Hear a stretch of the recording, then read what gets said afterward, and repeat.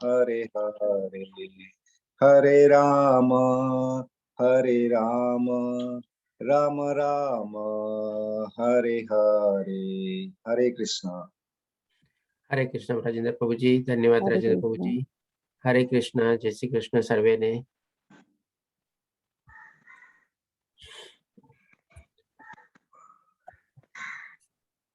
तो आज આપણે શરૂ કરીએ શ્રીમદ ભગવદ ગીતાનો અધ્યાય નંબર 14, જેનું નામ છે ગુણત્રય વિભાગ યોગ, એટલે કે ભૌતિક પ્રકૃતિના 3 ગુણો। ભૌતિક પ્રકૃતિ એટલે આપણે જે પ્રકૃતિ, એન્વાયરમેન્ટ, નેચર જે જાણીએ છીએ એ પ્રમાણે, અને એના 3 ગુણ છે। એમાં ઓલરેડી 3 ગુણો જે છે એના બારામાં આપણને ભગવાન શ્રી કૃષ્ણ બતાવશે। એ 3 ગુણોની હેઠળ માયામાં મનુષ્ય કેવી રીતે બંધાઈ જાય છે, કેવી રીતે 3 ગુણો મનુષ્યને કઠપુતળીની જેમ નચાવે છે, અને કેવી રીતે એના હેઠળ અથવા નિયંત્રણ હેઠળ મનુષ્ય અલગ અલગ કાર્યોમાં પ્રવૃત્ત થાય છે। અને અંતમાં ભગવાન શ્રી કૃષ્ણ આપણને બતાવશે કે આ 3 ગુણોને અથવા 3 માયાને આપણે કેવી રીતે ઓળંગી શકીએ કે જેથી કરીને આપણે મુક્તિ અથવા મોક્ષના રસ્તે આપણે આગળ વધી શકીએ। તો ચાલો હવે આપણે જાણીએ એ રીતે શીખીએ। સૌપ્રથમ ભગવાન કહે છે, આ જે શ્લોક, જે અધ્યાય છે, ભગવાનના શ્લોક દ્વારા શરૂ થાય છે, નહીં કે અર્જુનના પ્રશ્ન દ્વારા। તો ભગવાને કહ્યું, હવે હું તમને સમસ્ત જ્ઞાનમાં સર્વશ્રેષ્ઠ આ પરમ જ્ઞાનને પુનઃ કહીશ, જેને જાણ્યા પછી સમસ્ત મુનિઓએ પરમ સિદ્ધિ પ્રાપ્ત કરી છે। એટલે અહીંયા પણ ભગવાન એની આગવી જ લાક્ષણિકતા પ્રમાણે જે જ્ઞાન પ્રદાન કરવા જઈ રહ્યા છે એ કહે છે કે સર્વશ્રેષ્ઠ જ્ઞાન છે, જે હું તને ફરીથી કહીશ। કારણ કે ભગવાન શ્રી કૃષ્ણ ત્રિગુણી માયાનો 1 કે 2 વાર ઓલરેડી ઉલ્લેખ કરેલો છે આગલા અધ્યાયમાં, પણ એ સંક્ષિપ્તમાં કરેલો છે। અને અહીંયા ભગવાન શ્રી કૃષ્ણને બહુ સરસ રીતે ડિટેલમાં અને આખું એનાલિસિસ કરીને સમજાવે છે। અને એ જાણ્યા પછી ભગવાન શ્રી કૃષ્ણ અર્જુનને કહે છે કે એ પ્રમાણે સમસ્ત મુનિઓએ પણ પરમ સિદ્ધિ પ્રાપ્ત કરી છે। એટલે કે એનો એક એક્ઝામ્પલ અથવા દ્રષ્ટાંત બી ભગવાન શ્રી કૃષ્ણ આપે છે કે ખાલી આ જ્ઞાન મેળવવાથી નથી થઈ જતું, પણ આ જ્ઞાનને જો આપણે એપ્લાય કરીએ તો ડેફિનેટલી એ પ્રમાણે પરમ સિદ્ધિ એટલે કે ભગવાન શ્રી કૃષ્ણની પ્રાપ્તિ થઈ છે। કોને પ્રાપ્તિ થઈ છે? તો કે સમસ્ત મુનિઓને, ઋષિ મુનિઓએ, મહર્ષિ લોકોને, એ બધાને આ રીતે ભગવાન શ્રી કૃષ્ણની પ્રાપ્તિ થઈ છે, અથવા મોક્ષ મેળવ્યો છે, અથવા મુક્તિ મેળવી છે, કે જેને આ જ્ઞાનને જાણીને। તો હવે જોઈએ ભગવાન શ્રી કૃષ્ણ આપણને કયું જ્ઞાન પ્રદાન કરવા જઈ રહ્યા છે। પછી ભગવાન શ્રી, અચ્છા આમાં એક કહેતા ભૂલી ગયા આપણે, આ બધા જે છે આપણે નવ યોગેન્દ્ર મુનિ છે। આમાં તમે કાઉન્ટ કરી શકશો, 9 મુનિનો છે આ ફોટો। આ ઉપરમાં રાઈટ હેન્ડ સાઈડમાં થોડુંક અપર સાઈડમાં ફોટો જે છે 9 જણાનો ફોટો છે, અને 9 યોગેન્દ્ર મુનિ કહેવાય છે। અને આ બધા મુનિઓએ એ પ્રમાણે મોક્ષ અથવા મુક્તિ પ્રાપ્ત કરેલી હતી, એ ભગવાન શ્રી કૃષ્ણ કહી રહ્યા છે। હવે બીજા શ્લોકમાં આપણે જોઈએ, આ જ્ઞાનમાં સ્થિર થવાથી મનુષ્ય મારા જેવી દિવ્ય પ્રકૃતિ સ્વભાવને પ્રાપ્ત કરી શકે છે। આ જ્ઞાન એટલે કે કયું જ્ઞાન? આજે ત્રિગુણી માયાનું જે ભગવાન શ્રી કૃષ્ણ અધ્યાયમાં જે જ્ઞાન દેવા જઈ રહ્યા છે, એ જ્ઞાનમાં આપણે સ્થિર થવાથી ભગવાન શ્રી કૃષ્ણની જેવી દિવ્ય પ્રકૃતિને પ્રાપ્ત કરી શકીએ છીએ। આ પ્રમાણે સ્થિત થવાથી તે ન તો સૃષ્ટિના સમયે ઉત્પન્ન થાય છે, અને ન તો પ્રલયના સમયે વિચલિત થાય છે। આપણે જાણી ગયા છીએ કે ભાઈ ચોથા અધ્યાયમાં કે બ્રહ્માજીનું પણ એક જીવન છે, એક અમુક સમય પછી એમનું પણ આપણે પ્રલય થાય છે, અને ફરીથી પાછું પુનઃનિર્માણ થાય છે। તો આ રીતે ભગવાન શ્રી કૃષ્ણ કહે છે કે આ જે ભૌતિક પ્રકૃતિ જે છે એ સમય અંતરે પ્રમાણે કન્ટિન્યુઅસલી એનું પ્રલય અને વિસર્જન અથવા તો ફરીથી પુનઃસ્થાપનાની થઈ રાખે છે। તો એ રીતે સમજાવવા માટે ભગવાન શ્રી કૃષ્ણ આપણને કહે છે કે આ જ્ઞાન મેળવ્યા પછી જે લોકો દિવ્ય પ્રકૃતિને પ્રાપ્ત કરે છે, એ લોકો હંમેશા પ્રમાણે સ્થિત થવાથી, એટલે કે ન તો આ સૃષ્ટિના પ્રલય અથવા ઉત્પન્નથી એને કઈ લેવા દેવા રહેતું નથી, કારણ કે પછી પહોંચી જાય છે મુક્તિ અને મોક્ષ મળી જાય છે, એટલે ભગવાન શ્રી કૃષ્ણના ધામમાં પહોંચી જાય છે, એટલે કે વૈકુંઠ લોક અને કૃષ્ણ લોક પ્રાપ્ત કરી છે। અને એને પછી આ ભૌતિક દુનિયાના પ્રલય અને વિસર્જન અથવા પુનઃનિર્માણ સાથે કઈ નિસ્બત રહેતો નથી। આ રીતે ભગવાન શ્રી કૃષ્ણ કહે છે કે ઉત્પન્ન અને પ્રલય સમય વિચલિત થાય તો નથી તમારે। હવે ભગવાન શ્રી કૃષ્ણ ચોથા અધ્યાયથી આપણને સમજાવવાનું શરૂ કરે છે, કે છે ચોથા શ્લોકથી આપણને સમજાવવાનું શરૂ કરે છે, હે કુંતી પુત્ર, એ સમજી લેવું જોઈએ કે સર્વ યોનિઓ આ ભૌતિક પ્રકૃતિમાં જન્મ દ્વારા સંભવ બનાવાય છે, અને હું તેમનું બીજ પ્રદાતા પિતા છું। આ ચીજ આપણે 7મા અધ્યાયમાં પહેલા અને બીજા શ્લોકમાં ભગવાન શ્રી કૃષ્ણ જ્યારે આપણને સમજાવે છે કે ભાઈ આ બધી પ્રકૃતિ કેવી રીતે નિર્માણ કરેલી છે મારા દ્વારા, એમાં આપણને પહેલા સમજાવે છે કે ભાઈ 5 મહાભૂત તત્વો અને 3 આપણને મન, બુદ્ધિ, અહંકાર જે અવ્યક્ત છે, અને એના ઉપર એક પરાશક્તિ છે જે ભગવાન શ્રી કૃષ્ણ કહે છે કે ચેતના અથવા તો જીવરૂપી, એમાં હું નિરૂપણ કરું છું. એટલા માટે એ જ ચીજ ભગવાન શ્રી કૃષ્ણ અહીંયા કહે છે કે એમ સમજી લેવું જોઈએ કે સર્વ યોનિઓ એટલે કે જેટલા બી 84 લાખના જીવો જે છે આ ભૌતિક પ્રકૃતિમાં જન્મ દ્વારા, એટલે કે જન્મ કેવી રીતે થાય છે તો કે ભાઈ એમનું જે બીજ પ્રદાતા છે એ ભગવાન શ્રી કૃષ્ણ દ્વારા એમાં આરોપવામાં આવે છે, અને એવી રીતે એ ચેતના જે છે, આત્મા જે છે, કોન્શિયસનેસ જે છે એ અજડ પ્રકૃતિમાં જડ તરીકે એટલે કે સોરી ચેતના તરીકે આપણે એમાં નિવૃત્ત થાય છે, પ્રવૃત્ત થાય છે ભગવાન શ્રી કૃષ્ણ દ્વારા, અને એવી રીતે બધા જીવો આ ભૌતિક દુનિયાના અથવા ભૌતિક પ્રકૃતિના સંસર્ગમાં આવે છે. આ રીતે ભગવાન શ્રી કૃષ્ણ આપણને સમજાવે છે. એટલે કે આપણા પિતાના પિતાના પિતાના આપણે કહી શકીએ ને આપણા પરમ પિતા જે છે એ ભગવાન શ્રી કૃષ્ણ છે. એ રીતે કહે છે કે હું તેમનું બીજ પ્રદાતા પિતા છું. આ આપણે 84 લાખની યોનિના ફોટા છે. આ ફોટો આપણે ઓલરેડી આની પહેલા અધ્યાયમાં કવર કરેલો છે. નીચલી યોનિથી લઈને ઉપલી યોનિ સુધી બધા અલગ અલગ જીવો હોય છે. બધામાં આપણે સેમ આત્માનો વાસ હોય છે. આ એક સ્ટ્રેટ લાઈન તમે જોઈ શકો છો અહીંયા, જે પ્રકાશ રૂપી છે એ રીતે. અને એનું નિરૂપણ ભગવાન શ્રી કૃષ્ણ દ્વારા જ બીજ પ્રદાતા તરીકે થાય છે. હવે ત્રિગુણી પ્રકૃતિ ઉપર ભગવાન શ્રી કૃષ્ણ આવે છે. તો 5મા શ્લોકમાં આપણને કહે છે ભૌતિક પ્રકૃતિ 3 ગુણોથી યુક્ત છે. એટલે કે એ ઓલરેડી એમાં ઇન્સ્ટોલ્ડ છે અથવા નાખેલી છે એ પ્રકૃતિમાં. આપણે જેમ કે કમ્પ્યુટર અથવા લેપટોપ રહીએ છીએ ત્યારે એમાં શું છે કે ભાઈ ઓલરેડી થોડા ઘણા સોફ્ટવેર ને બધું એમાં ઇન્સ્ટોલ્ડ હોય. જેમ કે વિન્ડોઝ હોય, વિન્ડોઝના પ્રમાણે આપણે વર્ડ, લોટ, એક્સેલ આ તે બધું ચાલે, પાવર પોઈન્ટ ચાલે, એવી રીતે બીજા ઘણા બધા આપણે સોફ્ટવેરની બધા એમાં ઇન્સ્ટોલ્ડ હોય છે. હવે માની લો એ આપણે લેપટોપ લઈએ કે કાંઈ લઈએ અને ખાલી એક મશીન આપણે લઈ આવીએ અને એની અંદર કાંઈ સોફ્ટવેર કે કાંઈ ઇન્સ્ટોલ ન હોય તો એ આપણને શું કામનું એ મશીન? એક ડબલા જેવું થઈ ગયું ને આપણા માટે તો, કારણ કે એમાં તો કંઈ ફંક્શન કરી જ ન શકીએ આપણે. એવી જ રીતે જસ્ટ આપણે બીજો જ એક્ઝામ્પલ લઈએ મોબાઈલનો, કે આપણે એક નવો મોબાઈલ લાવીએ અને મોબાઈલ લાવીએ તો પછી આપણે એમાં શું છે કોઈ સોફ્ટવેર કે કાંઈ એમાં ન નાખેલું હોય તો એ મોબાઈલ આપણને શું કામનો? એક ડબલા જેવો થઈ ગયો આપણે.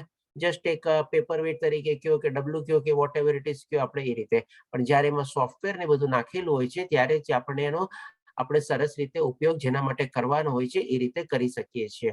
તો અહીંયા પણ આપણે એ જ રીતે સમજવાનું છે. આ ભૌતિક પ્રકૃતિ જે છે ભગવાન શ્રી કૃષ્ણ દ્વારા બનાવેલી, એની અંદર શું છે આ 3 ત્રિગુણી માયા જે છે એ ઓલરેડી ઇન્સ્ટોલ્ડ છે. અને એ ઇન્સ્ટોલ્ડ થઈ જાય છે, જે આપણે મનુષ્ય જ્યારે જન્મ થઈને એના સંસર્ગમાં આવે છે એટલે ઓટોમેટિકલી એના કોન્ટેક્ટમાં જ્યારે આવી જાય છે ત્યારે એ પ્રમાણે અલગ અલગ કાર્યોની બધામાં પ્રવૃત્ત થાય છે. જેમ આપણે કમ્પ્યુટરમાં ને લેપટોપમાં ને બધામાં સોફ્ટવેર ઇન્સ્ટોલ કરેલા હોય તો જ આપણે એમાં કામ કરી શકીએ, અધરવાઇઝ કામ ન કરી શકીએ. તો એ રીતે ભગવાન શ્રી કૃષ્ણ કહે છે એમાં 3 ગુણો ઓલરેડી યુક્ત છે, કે ઓલરેડી એમાં ઇન્સ્ટોલ્ડ છે અવ્યક્ત રૂપે. જે આપણે ગયા અધ્યાયમાં બી જે આપણે 31 ચીજો સમજ્યા એમાં પણ એક અવ્યક્ત રીતે આપણે ભગવાન શ્રી કૃષ્ણએ કીધેલું હતું કે આ શરીર ક્ષેત્ર શેનું બનેલું છે. તો એમાં પણ આપણે આ ચીજ સમજ્યા હતા. હવે એ કહે છે ભગવાન શ્રી કૃષ્ણ આ 3 ગુણોને ક્યાં ક્યાં છે એ કહે છે, તો કે તે છે સતો, રજો અને તમો ગુણ. આ 3 ગુણો એમાં ઓલરેડી ઇન્સ્ટોલ્ડ છે. હે મહાબાહુ અર્જુન, જ્યારે શાશ્વત જીવ પ્રકૃતિના સંસર્ગમાં આવે છે ત્યારે તે આ ગુણોથી બંધાઈ જાય છે.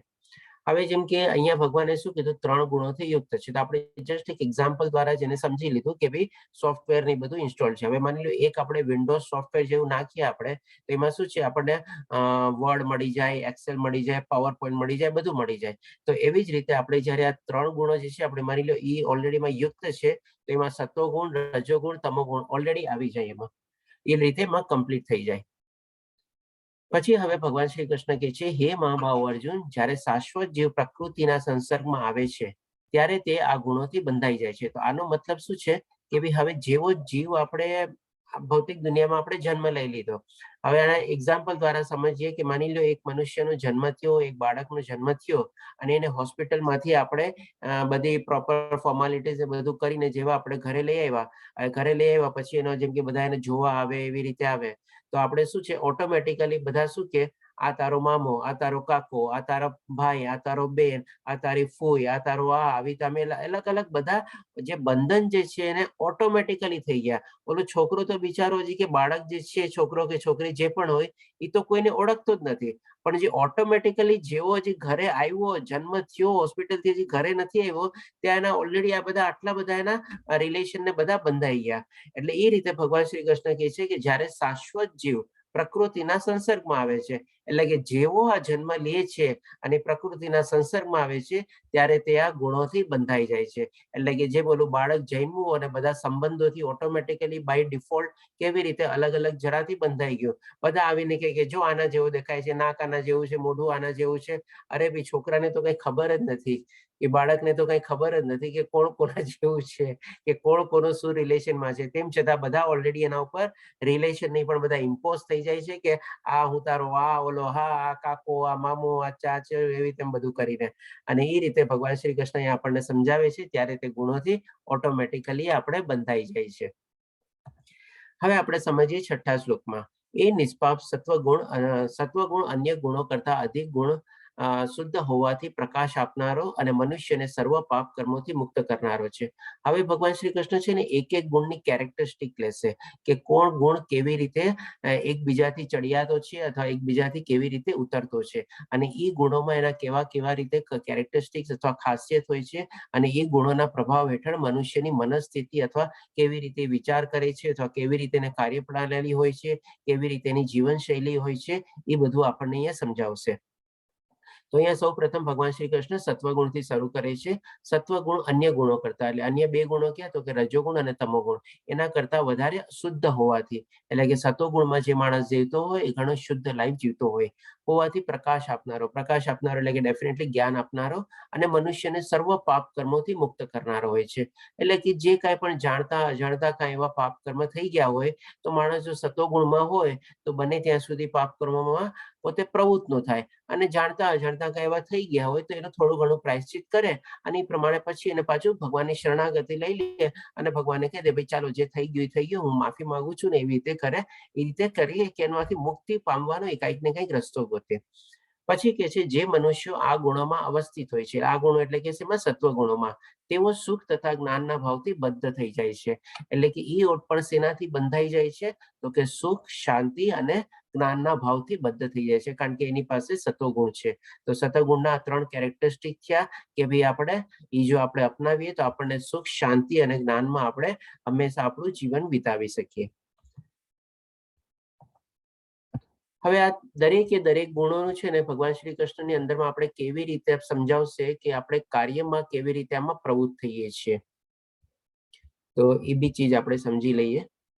મારે થોડી સ્લાઇડ કવર થઈ જાય છે. ઓકે. સૌથી પહેલા શું છે, જેમ કે મનુષ્ય સાત્વિક ગુણોમાં જો જીવતો હોય તો બધાને વિચારો આવે. વિચારો તો ડેફિનેટલી જેમ સાગરના મોજા આવે છે એવી રીતે કન્ટિન્યુઅસ આવવાના ને આવવાના જ છે. એને કોઈ સ્ટોપ નથી કરી શકવાનો. સાગરના મોજાને કોઈ સ્ટોપ ન કરી શકે. એવી રીતે માણસના મનમાં વિચારો બી કન્ટિન્યુઅસ ચાલતા જ આવતા હોય. આખા દિવસમાં હજારો અને હજારો વિચાર આવતા હોય છે. હવે જેવા વિચારો આવે ત્યારે શું છે, એની સાથે એક આપણે ઇમોશન્સ એટેચ થાય અથવા તો લાગણી એટેચ થાય, ફિલિંગ્સ એટેચ થાય. હવે જેવી એની સાથે માની લો આપણે વિચારો, સારા વિચારો આવ્યા અને આપણે એની સાથે લાગણી અને ફિલિંગ્સ એટેચ કર્યા આપણા, તો કહીને પછી આપણે એમાં કંઈક ને કંઈક ઈચ્છુક થઈએ કે ભાઈ આપણે આ કરવું છે. જેમ કે માની લો આપણને અત્યારે કોઈકે મેસેજ મોકલાવ્યો કે ભાઈ જાન્યુઆરીમાં નવો બેચ શરૂ થવાનો છે, અને આપણને પણ લાગ્યું કે નવી આ બેચ મને આમાંથી ફાયદો થયો, મારે આને રિપીટ કરવો જોઈએ, તો ચાલો હું એકવાર હજી રિપીટ કરું. એટલે આપણે એમાં ફિલિંગ્સ અને લાગણી આપણી એમાં એટેચ કરી, અને સાથે સાથે આપણે બીજાને 2-4 જણને કીધું બી કે ભાઈ મને આ પ્રમાણે ફાયદો થયો તો, જો તારે બી કરવું હોય તો તું કરી શકસ. પછી હવે આપણે એમાં ઈચ્છુક થઈએ કે ભાઈ આપણી ઈચ્છા દર્શાવીએ પોતાના પ્રતિ અને બીજા પ્રતિ, અને એવી રીતે આપણે એને આગળ વધારીએ અને થોડા થોડા કામમાં પ્રવૃત્ત થઈએ. હવે પછી આપણને ભગવાન શ્રી કૃષ્ણ રજોગુણ ઉપર સમજાવશે એવી રીતે. હે કુંતી પુત્ર, રજોગુણોની ઉત્પત્તિ અસીમ આકાંક્ષા, અમર્યાદિત ઈચ્છા અને તૃષ્ણાને કારણે થાય છે. એટલે કે આ ગુણોનો કારણ શું હોય છે, તો કે ભાઈ કન્ટિન્યુઅસલી આપણી કંઈક ને કંઈક ઈચ્છા ભૌતિક દુનિયાને રિલેટેડ હોય છે, ઇન્દ્રિય વિષયોના સુખ ભોગવવા માટે અથવા શરીર સુખ ભોગવવા માટે અથવા તો કંઈક ને કંઈક આપણને મેળવવા માટે, કોઈકને મળવા માટે, ક્યાંક ને ક્યાંક જવા માટે, એવી રીતે. અને એવી અમર્યાદિત ઈચ્છા અને તૃષ્ણા એટલે કે એક તરસ આપણા મનમાં જાગે છે. અને આથી દેહધારી જીવ સકામ કર્મથી બંધાઈ જાય છે. સકામ કર્મ એટલે કે શું? કંઈક ને કંઈક ફળ મેળવવાની ઈચ્છાથી કામ કરે છે. એટલા માટે અહીંયા ભગવાન શ્રી કૃષ્ણ કહે છે કે દેહધારી જીવ સકામ કર્મથી બંધાઈ જાય છે. અને વિધા કર્મ એને ભૌતિક દુનિયામાં બાંધનારા બની જાય છે, નહીં કે ભી આધ્યાત્મિક કર્મ ગણાય છે, એટલે મુક્તિવાળા કર્મ ગણાતા નથી. હવે આમાં પણ એની મનસ્થિતિ કેવી હોય છે એ પણ આપણે ટેબ્યુલર ફોર્મમાં સમજશું, કે જે આપણે સત્વગુણમાં સમજ્યું. આમાં જેમ કે રાજસિક ગુણમાં બી બધા વિચારો આવે છે. તો વિચારો આવે છે એમાં શું છે કે ભાઈ સારા વિચારો અને ખરાબ વિચારો ડેફિનેટલી બધા આવે. જેમ આપણે સાગરના મોજાનો એક એક્ઝામ્પલ લીધો, બધા મોજા આવવાના છે. ઊંચું મોજું બી હોય, નીચું મોજું બી હોય, કન્ટિન્યુઅસલી મોજા તો આવવાના જ છે. તો સત્વગુણ વાળો શું કરે છે કે સારા ગુણો, સારા વિચારોની સાથે લાગણી જોડાય છે અને ખરાબ વિચારોને ડિસ્કાર્ડ કરે છે અથવા એને ત્યાગી દે છે. અને જે રાસિક માણસ હોય છે એ પણ બને ત્યાં સુધી શું છે, સારા વિચારોને જ લાગે છે. પણ હવે જેમ કે સારા વિચારોને લઈને લાગણી અને ફિલિંગ્સ એટેચ કર્યા, પણ એમાં કંઈક ને કંઈક તો હવે શું છે, બધા કાર્યો જેમ કે કર્મો દોષ વાળા હોય, તો એવા થોડા ઘણા એવા ખરાબ વિચારો બી આવી જાય. તો એ બી એને થોડા ઘણા સારા વિચારોને પોષવા માટે ખરાબ વિચારોને બી થોડા ઘણા એને બાય ડિફોલ્ટ રીતે પોષવા પડે. તો એ રીતે પ્રમાણેમાં લાગણી અને એની ફિલિંગ્સ એટેચ થાય છે અને એ પ્રમાણે એ આગળ વધારે છે અને ઈચ્છુક થાય છે અને કાર્યમાં પ્રવૃત્ત થાય છે. એટલે કે it is a sort of mix nature. એમાં સારા વિચારો બી હોય છે, ખરાબ વિચારો બી હોય છે. સારા વિચારોનું માત્ર ક્યારેક હોઈ શકે વધારે હોય, ક્યારેક ખરાબ વિચારોનું માત્ર વધી જાય, ક્યારેક ખરાબ વિચારોનું માત્ર ઓછું હોય તો ક્યારેક સારા વિચારોનું માત્ર વધી જાય. આ રીતે આપણે એના મનમાં કન્ટિન્યુઅસલી વિચારોને આવા ને આવા ચાલતા જ હોય છે. હવે આમાં ફરીથી આપણે કોઈક એક્ઝામ્પલ લઈએ. જેમ કે માની લો આપણને અત્યારે કોઈ એક ચીજ સારો મોબાઈલ કે લેવાની ખરીદવાની ઈચ્છા થઈ. હવે આપણી પાસે માની લો એનું જે બજેટ જે છે મોંઘો છે, બહુ મોબાઈલ મોંઘો છે, એકદમ હાઈ-ફાઈ મોબાઈલની છે, અને માની લો આપણી પાસે બજેટ ન હોય, તો આપણને પેલા જે વિચાર આવ્યો કે ભાઈ મારે લેવો કે ન લેવો. હવે આપણે વિચાર્યું કે ના ચાલ મારે લેવો તો છે, ભલે બજેટ નથી. હવે એની સાથે બીજું એક એલિમેન્ટ શું આવ્યું, ભાઈ લોન મળી લે, હપ્તા લઈ લે, આમ કરી લે, તેમ કરી લે, ઓલા પાસેથી ઉછીનો લઈ લે, આ ચીજ વેચી દે, ઓલી ચીજ વેચી દે. એટલે કંઈક ને કંઈક એવા બધા વિચારો બી એવા શું કે કમ્પેન્સેટ કરવા માટે કે ભાઈ સારા મોબાઈલની આપણે પૂરેપૂરી કોસ્ટ ભરપાઈ કરવા માટે. એટલે આવા બધા આપણા અલગ અલગ વિચારો આવ્યા કે જેથી કરીને આપણે એક તો પેલા મોબાઈલ લેવાની જે ઈચ્છા હતી, માની લો આપણે ફોર ધ ટાઈમ બિંગ ગણીએ કે ચાલો સારો વિચાર હતો, કારણ કે એની જરૂરિયાત હતો મોબાઈલનો. હવે એને પણ જો એનાલિસિસ કરીએ કે ના ભાઈ આટલો હાઈ એન્ડ મોબાઈલ શું કામ લેવો છે, નથી બજેટ તો ઓકે લો એન્ડ થી લઈ લે. એ પ્રમાણે એને લાગણી એ પ્રમાણે જો એટેચ ન કરે તો એ પ્રમાણે પણ એ કરી શકે છે. પણ રાસિક માણસ જે છે એની ઈચ્છાઓને બધી શું છે, બહુ આપણે જેમ શ્લોકમાં જોયું ને કે અનંત ઈચ્છા હોય છે ને તૃષ્ણા હોય છે. મારે તો મારો તો સારો મોબાઈલ જ લેવો છે, હાઈ એન્ડ મોબાઈલ જ લેવો છે. હવે એ મેળવવા માટે એ કંઈક ને કંઈક પ્રયાસ કરી રાખે છે. એટલા માટે જ રાસિક ગુણમાં જીવે છે. નહીં તો સાત્વિક ગુણ માણસ તરત એ વિચારે કે ભાઈ ઠીક છે, મારું બજેટ નથી ને છોડી દો, ત્યાં જ એને એ વિચાર નકારી દે અને જે મારું બજેટ હોય એ પ્રમાણે મોબાઈલ લે. તો એ સાત્વિક ગુણ કહેવાય. પણ હવે રાજસિક ગુણ શું, તો કે ના મારે તો હવે આ મોબાઈલ તો વાપરી લીધો, હવે તો મારે હાઈ એન્ડ મોબાઈલ જ લેવો છે, આમ જ લેવો છે, તેમ લેવો છે, ગમે તેમ કરીને મેળવવો જ છે. એટલે પછી એમાં આ બધા થોડા ખરાબ વિચારો એડ થાય કે ભાઈ લોન લ્યો, હપ્તા લ્યો, આ કરો, તે કરો, જૂની ચીજ વેચો કે આ કરો વગેરે વગેરે. તો આ રીતે પછી સારા અને ખરાબ બંનેના મિક્સના પ્રોપોર્શનમાં એ પ્રમાણે એ કાર્યમાં પ્રવૃત્ત થાય છે અથવા ઈચ્છુક થાય છે. હવે ભગવાન શ્રી કૃષ્ણ આપણને તમોગુણ માટે સમજાવશે. હે ભરતપુત્ર, એમ જાણી લે કે અજ્ઞાનથી ઉત્પન્ન થતો, એટલે કે તમોગુણ ઉત્પન્ન શેનાથી થાય છે, તો કે અજ્ઞાન દ્વારા. તમોગુણ સર્વ દેહધારી જીવોનો મોહ છે, જીવનનો મોહ છે. એટલે કે શું છે, બધાનો મોહ, માયા, એટ્રેક્શન એટલે કે અજ્ઞાન જે છે, જે તમોગુણીમાં માણસો જીવે છે. આ ગુણના પ્રતિકૂળ પાગલપણ એટલે કે પ્રમાદ, એટલે કે આપણે પ્રોક્રાસ્ટિનેશન જે કહીએ ને એ રીતે કે ભાઈ આજનું કામ કાલે, કાલનું કામ પરમ દિવસે. અને ઉલટું ઘણા લોકો બધા એમ હોય ને કે ભાઈ શું છે, હવે થઈ જશે, કરી લેશું, કાલનું પરમ દિવસે, અભી તો જીના હે બરસો, એવી ટાઈપની કઈ કહેવત છે ને, એવી રીતે. આળસ એટલે લેઝીનેસ, અને એ જ આમાંથી જન્મે કે ભાઈ ઠીક છે કરી લેશું. એટલે લેઝીનેસ ના કારણે જ એ બધું કામને ડિલે કરતા હોય. અને નિદ્રા, અને એને શું ગમે, હંમેશા સૂવું જ વધારે ગમે હોય છે, તે બદ્ધ જીવને બાંધે છે. તો ડેફિનેટલી આ 3 કેરેક્ટરિસ્ટિક્સ જે છે આપણે કહી શકીએ કે ભાઈ તમોગુણ માણસોમાં સૌથી વધારે આપણને જોવા મળે છે. આળસ અને પ્રમાદ સૌથી, કારણ કે આળસ એકદમ સૌથી મેઇન રૂટ કોઝ આપણે કહી શકીએ. જેવી આળસ ચડે, ઠીક છે, હવે સવારે કોણ ઉઠે એટલું વહેલું, ઓકે નથી કરવું, ચલ ને આજનો ક્લાસ, એવી તેમ કંઈક ને કંઈક ચાલ્યા કરે. અને શું ચાલો સુઈ જઈએ, ત્યારે આ ઠંડી છે ને મજાની, ગોરલામાંથી કોણ ગાંઠ નીકળે ત્યારે, એવી રીતે જો આવી ટાઈપનું હોય તો ડેફિનેટલી આપણે તો બધા કેટેગરીમાં છે નહીં. આપણે તો વહેલા ઉઠીને ઉલટા અડધી કલાક ઓર વહેલા ઉઠીને આપણે શ્લોકા રીડિંગમાં બી જોઈન કરીએ છીએ, તો એ બધું આપણે સારું ગુણ કહેવાય આપણે. પણ બાકી નહીં તો ઘણા લોકોને આવી રીતે, જેમ કે તમે કહો ને સવારે 6 વાગ્યાનો બેચ ચાલે, ઓહો 6 વાગ્યા, મારે તો નીંદર જ ન ઉડે, એ પણ આ ઠંડીમાં, ઓકે નો નો નો નો, એવી રીતે. તો એ બધા આપણે તમોગુણી કહી શકીએ આપણે. હવે આમાં પણ ભગવાન શ્રી કૃષ્ણ આપણને સમજાવશે કે એની મનસ્થિતિ કેવી હોય છે. એને પણ શું છે, આપણે વિચારો આવે છે બધા કન્ટિન્યુઅસલી, સારા વિચારો, ખરાબ વિચારો બધા. પણ આ તો શું સારા વિચારો, ઓહ 6 વાગે નહીં ઉઠાય, માંથી જવા દે, તરત ને તરત આઉટરાઇટ ડિસ્કાર્ડ, એવી રીતે.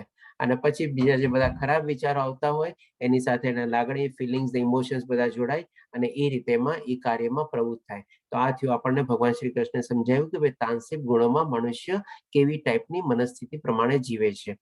તો હવે આપણે 3 ગુણોના કેરેક્ટરિસ્ટિક્સ, ખાસિયત અને એની મનસ્થિતિ કેવી હોય છે એ આપણે સમજી લીધું. હવે ભગવાન શ્રી કૃષ્ણ આપણને સમજાવશે કે હે ભરતપુત્ર, સત્વગુણ મનુષ્યને સુખથી બાંધે છે, રજોગુણ સકામ કર્મથી બાંધે છે અને તમોગુણ મનુષ્યને જ્ઞાનને ઢાંકીને પ્રમાદથી બાંધે છે. એટલે 3 ગુણોને ભગવાન શ્રી કૃષ્ણ અહીંયા સમરાઇઝ કરે છે. શેના તરફ સમરાઇઝ કરે છે? તો કે એનું એન્ડ રિઝલ્ટ શું થાય છે એ આપણને અહીંયા સમજાવે છે. તો કે એન્ડ રિઝલ્ટ રૂપે ભગવાન શ્રી કૃષ્ણ કહે છે જે માણસ સત્વગુણમાં જીવતો હોય છે એને સુખ, શાંતિ અને જ્ઞાન, જે ઓલરેડી આપણને એ શ્લોકમાં ભગવાન શ્રી કૃષ્ણે કીધું હતું એ પ્રમાણે સુખ, શાંતિ અને જ્ઞાનથી બંધાઈ જાય છે. અને રજોગુણ સકામ કર્મથી બાંધે છે, એટલે કંઈક ને કંઈક ફળની ઈચ્છા પ્રમાણે એ કર્મમાં પ્રવૃત્ત થાય છે. થોડા ઘણા એમાં ખરાબ વિચારો બી એમાં આવે છે અને ફળ મળે છે તો સુખી થાય છે, ટેમ્પરરી સુખી થાય છે. અને ફળ નથી મળતું તો પછી ઓર દુઃખી થાય છે અને ફરીથી પાછું બીજું કોઈ કમને મેળવવા માટે એની ઈચ્છાથી આગળ વધે છે. એટલે કન્ટિન્યુઅસ આપણે ભૌતિક દુનિયામાં એ બંધાયેલો જ રહે છે એ રીતે. અને લાસ્ટમાં કહે છે કે તમોગુણ, આની તો કોઈ સ્થિતિ એવી છે જ નહીં. તમોગુણ મનુષ્યના જ્ઞાનને ઢાંકીને તેને પ્રમાદથી બાંધે છે. એટલે કન્ટિન્યુઅસલી આપણે 3rd કેટેગરીની જે આપણે લાઈફ હોઈ શકીએ એ ટાઈપની લોકો લાઈફ જીવે છે. શેમાં? તો કે આળસ, પ્રમાદ અને નિંદ્રા, એવી જ રીતે કન્ટિન્યુઅસલી આખી જિંદગી એની એમાં જ વહી જાય છે. હવે ભગવાન શ્રી કૃષ્ણ કહે છે કે આ શું છે, આપણે સત્વગુણ, રજોગુણ અને તમોગુણ, દરેકે પ્રકૃતિમાં તો ઓલરેડી આ 3 ગુણો છે જ. ઓકે, એટલું માટે જ આપનો પ્રશ્ન છે ચેટ બોક્સમાં આપણે છેલ્લે લઈ લેશું. હા, શું કીધું? તો આપણે કેવી ઓલરેડી આ 3 ગુણો પ્રકૃતિમાં તો છે જ, પણ હવે શું છે, મનુષ્ય પણ એ 3 ગુણોની હેઠળ આવી જાય છે, નિયંત્રણમાં આવી જાય છે, ઓટોમેટિકલી એનાથી બંધાઈ જાય છે. પણ હવે આનો માત્રા જે છે ને આપણે 3 મળીને માની લો 100% લઈએ, તો હવે એવું જરૂરી નથી કે 3 ઇક્વલ હોય, કે 33.33, 33.33% એવી રીતે હોય. આ જે 3 ગુણો જે છે મનુષ્યમાં એ સમય પ્રમાણે બી ચેન્જ થાય છે, એના નેચર પ્રમાણે બી ચેન્જ થાય છે અને એના ગુણો પ્રમાણે બી ચેન્જ કરી શકે છે. ક્યારેક માની લો એક મનુષ્ય હોય કે આપણે એકદમ 3rd કેટેગરીથી લઈએ આપણે, કે ભાઈ માની લો એનામાં 70% તમોગુણ છે. હવે જેમ કે માની લો સરસ મજાનો 18 દિવસનો કોર્સ ને બધું જાણી લીધું, પોતે સમજી ગયો કે ના ભાઈ હવે હું મોરલેસ તમોગુણમાં જીવું છું. હવે એ આસ્તે આસ્તે શું કરે, તમોગુણ ઘટાડવાની કોશિશ કરે, સત્વ અને રજોગુણને બી થોડા ઘણા કંટ્રોલમાં રાખે અને સત્વગુણને વધારે ને વધારે કરવાની કોશિશ કરે. તો માની લો આ કોર્સ કર્યા પહેલા એની સ્થિતિ હતી કે ભાઈ 70% એ તમોગુણમાં જીવતો હતો, 20% એના રજોગુણ હતા અને 10% એના સત્વગુણ હતા. હવે આ 18 દિવસના કોર્સ કર્યા પછી એને સરસ મજાનો નિર્ણય લીધો અને એ પ્રમાણે આગળ વધ્યો અને એને એ 70% તમોગુણમાંથી અડધામાં લઈ આવ્યો, કે માની લો 30% કે 40%માં લઈ આવ્યો. આપણે એક્ઝામ્પલ લઈએ 40%માં લઈ આવ્યો. રજોગુણ જેના 20% હતા એ થોડા ઘણા વધ્યા, કે માની લો 30% થયા. અને જે તમોગુણ જે 10% હતા એ પણ એના થઈ ગયા અત્યારે 30%. તો આવી રીતે એનો પ્રોપોર્શન ને રેશિયો ચેન્જ થયો. હજી માની લો એને એડવાન્સ આ લેવલ 1 નો કોર્સ હજી એકવાર કર્યો, પછી એના તમોગુણ ઓર હજી 30%માંથી 10% આવી ગયા, રજોગુણ 30% ના 30% થયા માની લો, અને પછી એના સત્વગુણ થઈ ગયા 60%. તો આ રીતે એ પ્રમાણે માણસ ડે બાય ડે પ્રગતિ કરતો ગયો અને સુધરતો ગયો. તો હવે એ જ ચીજ ભગવાન શ્રી કૃષ્ણ આપણને આ શ્લોકમાં કહેશે કે આપણે કેવી રીતે આપણે એનો પ્રોપોર્શન ચેન્જ કરી શકીએ. તો ભગવાન શ્રી કૃષ્ણ કહે છે, હે ભરતપુત્ર, કોઈ વાર સત્વગુણ, રજોગુણ તથા તમોગુણને પરાસ્ત કરીને મુખ્ય બની જાય છે. એટલે કે સત્વગુણ, રજોગુણ અને તમોગુણ છે. હવે આ સાઈડમાં માની લો સત્વગુણ છે, આ સાઈડમાં રજો અને તમોગુણ છે. રજોગુણ અને તમોગુણ એને પરાસ્ત કરી દીધા, સત્વગુણને ઉપર લઈ આવ્યો. તો આ રીતે સત્વગુણ વધી ગયા. એ રીતે ભગવાન શ્રી કૃષ્ણ કહે છે. પછી કહે છે કે તો કોઈ વખત રજોગુણ, સત્વ તથા તમોગુણને પરાસ્ત કરીને મુખ્ય બની જાય છે. હવે કોઈ માણસને વધારે માની લો કોઈ એવું યંગ જનરેશનનું જે છે બહુ જ ઈચ્છા ને બધું હોય છે, અને એના પ્રમાણે રજોગુણ ડે બાય ડે મારે વધારે પૈસા કમાવા છે, એમાં જ પ્રવૃત્ત રહેતો હોય છે. તો એ માની લો 40%માંથી 60% લઈ જાય છે. એ પ્રમાણે શું પ્રોપોર્શનેટલી એના સત્વગુણ અને તમોગુણ જે છે એ ડાઉન આવી જાય છે. અને પછી કે છે વળી કોઈ વેળાએ તમોગુણ એટલે કે તમોગુણ વર્ચસ્વ પામે છે, તો અથવા તથા સત્વગુણને પરાસ્ત કરે છે. આવી રીતે સર્વોપરિતા માટે સતત સ્પર્ધા ચાલ્યા કરે છે. એટલે કે માની લો તમોગુણ હવે કોઈ માણસને એવી ટાઈપની જિંદગી જીવવી હોય અને કન્ટિન્યુઅસ એમાં જ રહેવું હોય, તો એ ડે બાય ડે તમોગુણ વધારતો જાય અને સત્વ અને રજોગુણ એના ઘટતા જાય. હવે પછી ભગવાન શ્રી કૃષ્ણ આપણને આ ચીજ સરસ અહીંયા સમજાવે છે કે આવી રીતે સર્વોપરિતા માટે એટલે કે શું, કઈ ચીજ માણસને એના ગુણમાં વધારવી છે એની કન્ટિન્યુઅસલી કોમ્પિટિશન ચાલે છે. આપણે કહીએ ને ટગ ઓફ વોર જેવી ચાલે છે, સતત સ્પર્ધા ચાલ્યા કરે છે. એટલે કે એક માણસને છે ને આમ 3 દોરડા હોય, સત્વગુણ હોય, રજોગુણ હોય, તમોગુણ હોય, ત્રણેય બધા એકબીજા માણસને ખેંચતા હોય, ત્રણેય પ્રકૃતિના ગુણો, અને કન્ટિન્યુઅસલી એની વચ્ચે આમ છે ને ફાઇટિંગ ચાલતી જ હોય. ક્યારેક આને બીટ કરે તો ક્યારેક ઓલાને પરાસ્ત કરે, ક્યારેક આને વધારે તો ક્યારેક ઓલો આગળ થઈ જાય, ક્યારેક આ પાછળ થઈ જાય, એવી રીતે. અને એ કેવી રીતે થાય? માણસના સંજોગ પ્રમાણે થાય, માણસના કાર્ય પ્રણાલી પ્રમાણે થાય, માણસના લાગણી અને ઇમોશન પ્રમાણે થાય, અને એ રીતે માણસ કન્ટિન્યુઅસલી એમાં સ્પર્ધામાં જ કન્ટિન્યુઅસલી એમાં બિઝી રહેતો રહે છે. આ રીતે ભગવાન શ્રી કૃષ્ણ આપણને સમજાવે છે અહીંયા.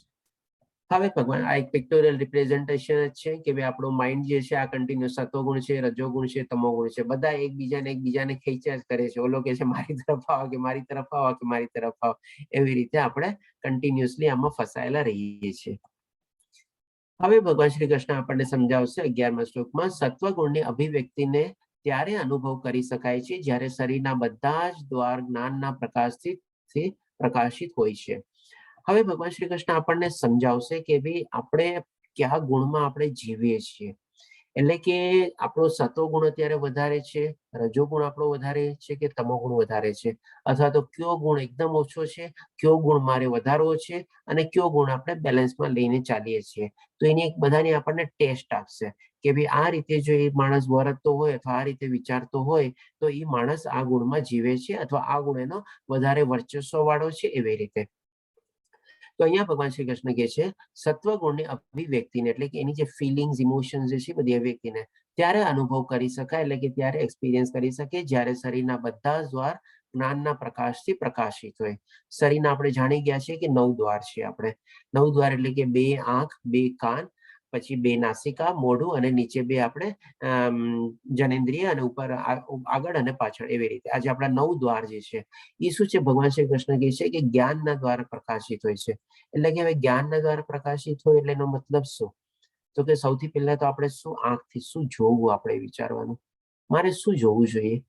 આ ચીજ સત્વગુણ વાળી છે. આજે મને દેખાય છે અહીંયા સામે અત્યારે ભગવદ્ ગીતાનો સરસ મજાનો કોર્સ કરું છું, આ સત્વગુણ વાળી છે, બરાબર છે, ચાલો તો મારે આને જોવી જોઈએ. હવે આની જગ્યાએ કોઈક માની લે એવું બીજું કોઈ પિક્ચર આવી જાય જેમાં ફાઇટિંગ ને આ ને તે ને બધું આપણને દેખાડતા હોય, એકબીજાને મારતા હોય, એકબીજાનો ઝઘડો દેખાડતા હોય, એકબીજાને ગાળાગાળી આપતા હોય, તો આપણે તરત સમજી જવાનું આ ચીજ તમોગુણ વાળી છે, મારે નથી જોયું, ફટાફટ બંધ કર, તરત ને તરત. પછી એવી જ રીતે કાન આવી જાય. ક્યારેક આપણને કોઈ સારું ચીજને આપણને સંભળાવે, હા ચલો મારે આ સાંભળવું છે, અને એ જ ચીજ માટે કોઈ આપણને આની ટીકા કરતું હોય, ઓલાની ટીકા કરતું હોય, આને આમ બોલતું હોય, ઓલાને આમ બોલતું હોય, તો એ જયારે સંભળાય તરત ને તરત બંધ કરે એને. એવી રીતે આપણે ઈ દ્વારે બંધ કરી દેવાનું. પછી આપણે ડેફિનેટલી આપણા 2 નાકમાંથી શું છે, આપણે એટલું બધું ઓલું નથી આપણને એફેક્ટ થતું કે એનાથી કોઈ આપણી ચીજ ખાલી સ્મેલ નહીં જે છે બહુ આપણને એટલું એફેક્ટ નથી કરતો આપણા માઇન્ડને, એટલે એ આપણે થોડું ઘણું ઇગ્નોર કરી શકીએ. પછી આ સૌથી વધારે ઇમ્પોર્ટન્ટ આવે છે આપણી જીભ, એટલે કે આપણું 7મું દ્વાર આપણે એ રીતે કહી શકીએ. તો 7મું દ્વાર શું છે? આપણે કે ભાઈ હંમેશા એવું જ બોલવાનું ને કે બી જે સતોગુણ વાળું હોય. કોઈને પણ સામેવાળાને ન ગમે, એને નુકસાન પહોંચાડતું હોય અથવા તો એને ન ગમતું હોય, નહીં બોલવાનું, ચૂપ રહી જવાનું. શું ફાયદો? આપણે તો સતોગુણમાં જીવાના. સામેવાળો માણસ આપણને ગમે તેટલા મોઢામાં આંગળા નાખીને બોલાવે કે કંઈક બોલ, કંઈક, અરે ભાઈ, હું જે બોલું છું તને નથી ગમતું તો પછી મારે શું કામે બોલવું?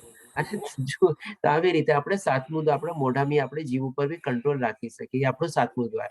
અને બાકી જે આપણે આપણી જનેન્દ્રિય ઉપર બી બને ત્યાં સુધી આપણે કંપેશમાં રાખવું જોઈએ, અથવા જે પ્રમાણે આપણે બને ત્યાં સુધી એને આપણા વશમાં રાખીએ તો પણ આપણને બહુ સારું રહે. તો આ રીતે ભગવાન શ્રી કૃષ્ણ આપણને કહે છે, જ્યારે નવે બધા જ દ્વાર એના જ્ઞાનથી પ્રકાશિત હોય છે. તો આ રીતે જો આપણે આપણા બધા દ્વારને કંટ્રોલમાં રાખી શકીએ, સંયમમાં રાખી શકીએ, એના ઉપર નિયંત્રણ રાખી શકીએ, તો સમજી લેવાનું આપણે સતોગુણમાં જીવીએ છીએ. ઓકે, બરોબર, મારે એવું કઈ નથી સાંભળવું, એવું કઈ નથી જોવું, કે એવું કઈ નથી બોલવું.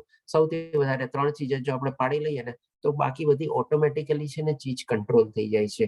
ઇવન આપણે જીભ જે છે, આપણે એક દ્વાર જે જીભ છે, ખાવા પીવાનું આપણે એવું જ કરવાનું, જે હોય ચાલશે, ચાલશે, ફાવશે, ગમશે ને ભાવશે.